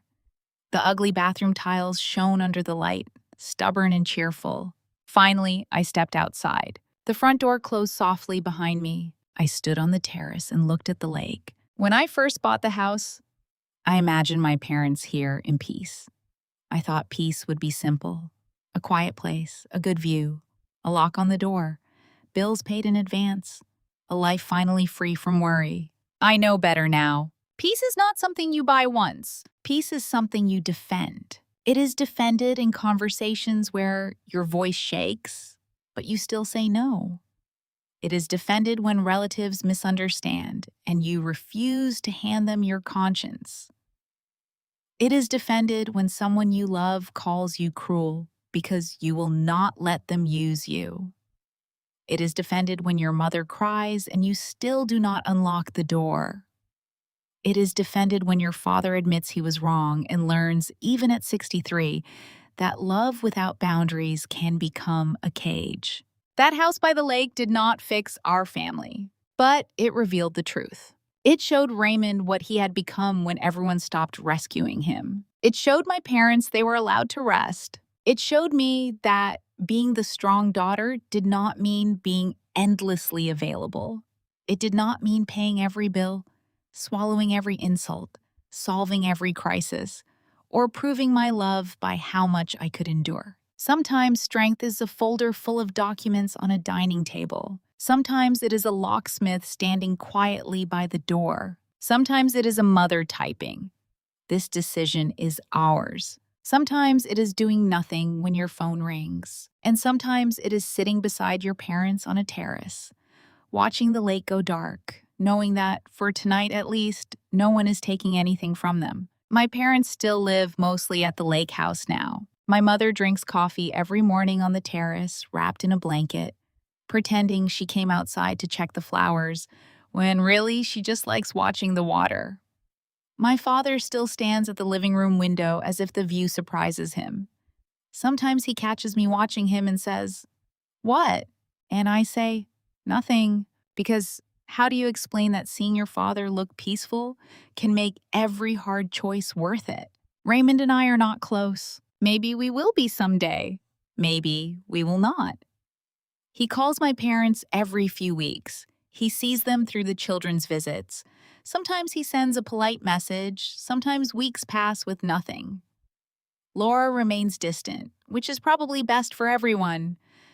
I no longer chase explanations, apologies, or perfect endings. The children are growing. Julian is becoming thoughtful in a way that reminds me of my father. Emma still believes the lake might have mermaids and insists that if they exist, they probably live near our dock because Grandma makes the best cake. When they visit, the house fills with laughter, crumbs, questions, and drawings taped to the refrigerator. And when they leave, my parents rest. That was all I ever wanted. Not a house for Raymond to count rental income, not a prize for Laura to claim before my parents were gone, not a family asset to be negotiated by whoever shouted loudest. A refuge, a place where my mother could put flowers by the door and not wonder who would ask her to give them away. A place where my father could drink coffee by the window and look at the lake he never thought he would have. A place where love did not have to mean surrender. People say blood is thicker than water, but I have stood beside a lake and learned something different. Water can be calm because it has shores. Love needs shores too. Without them, everything floods. With them, even after storms, a house can remain standing. And this time, my parents' house stayed in peace.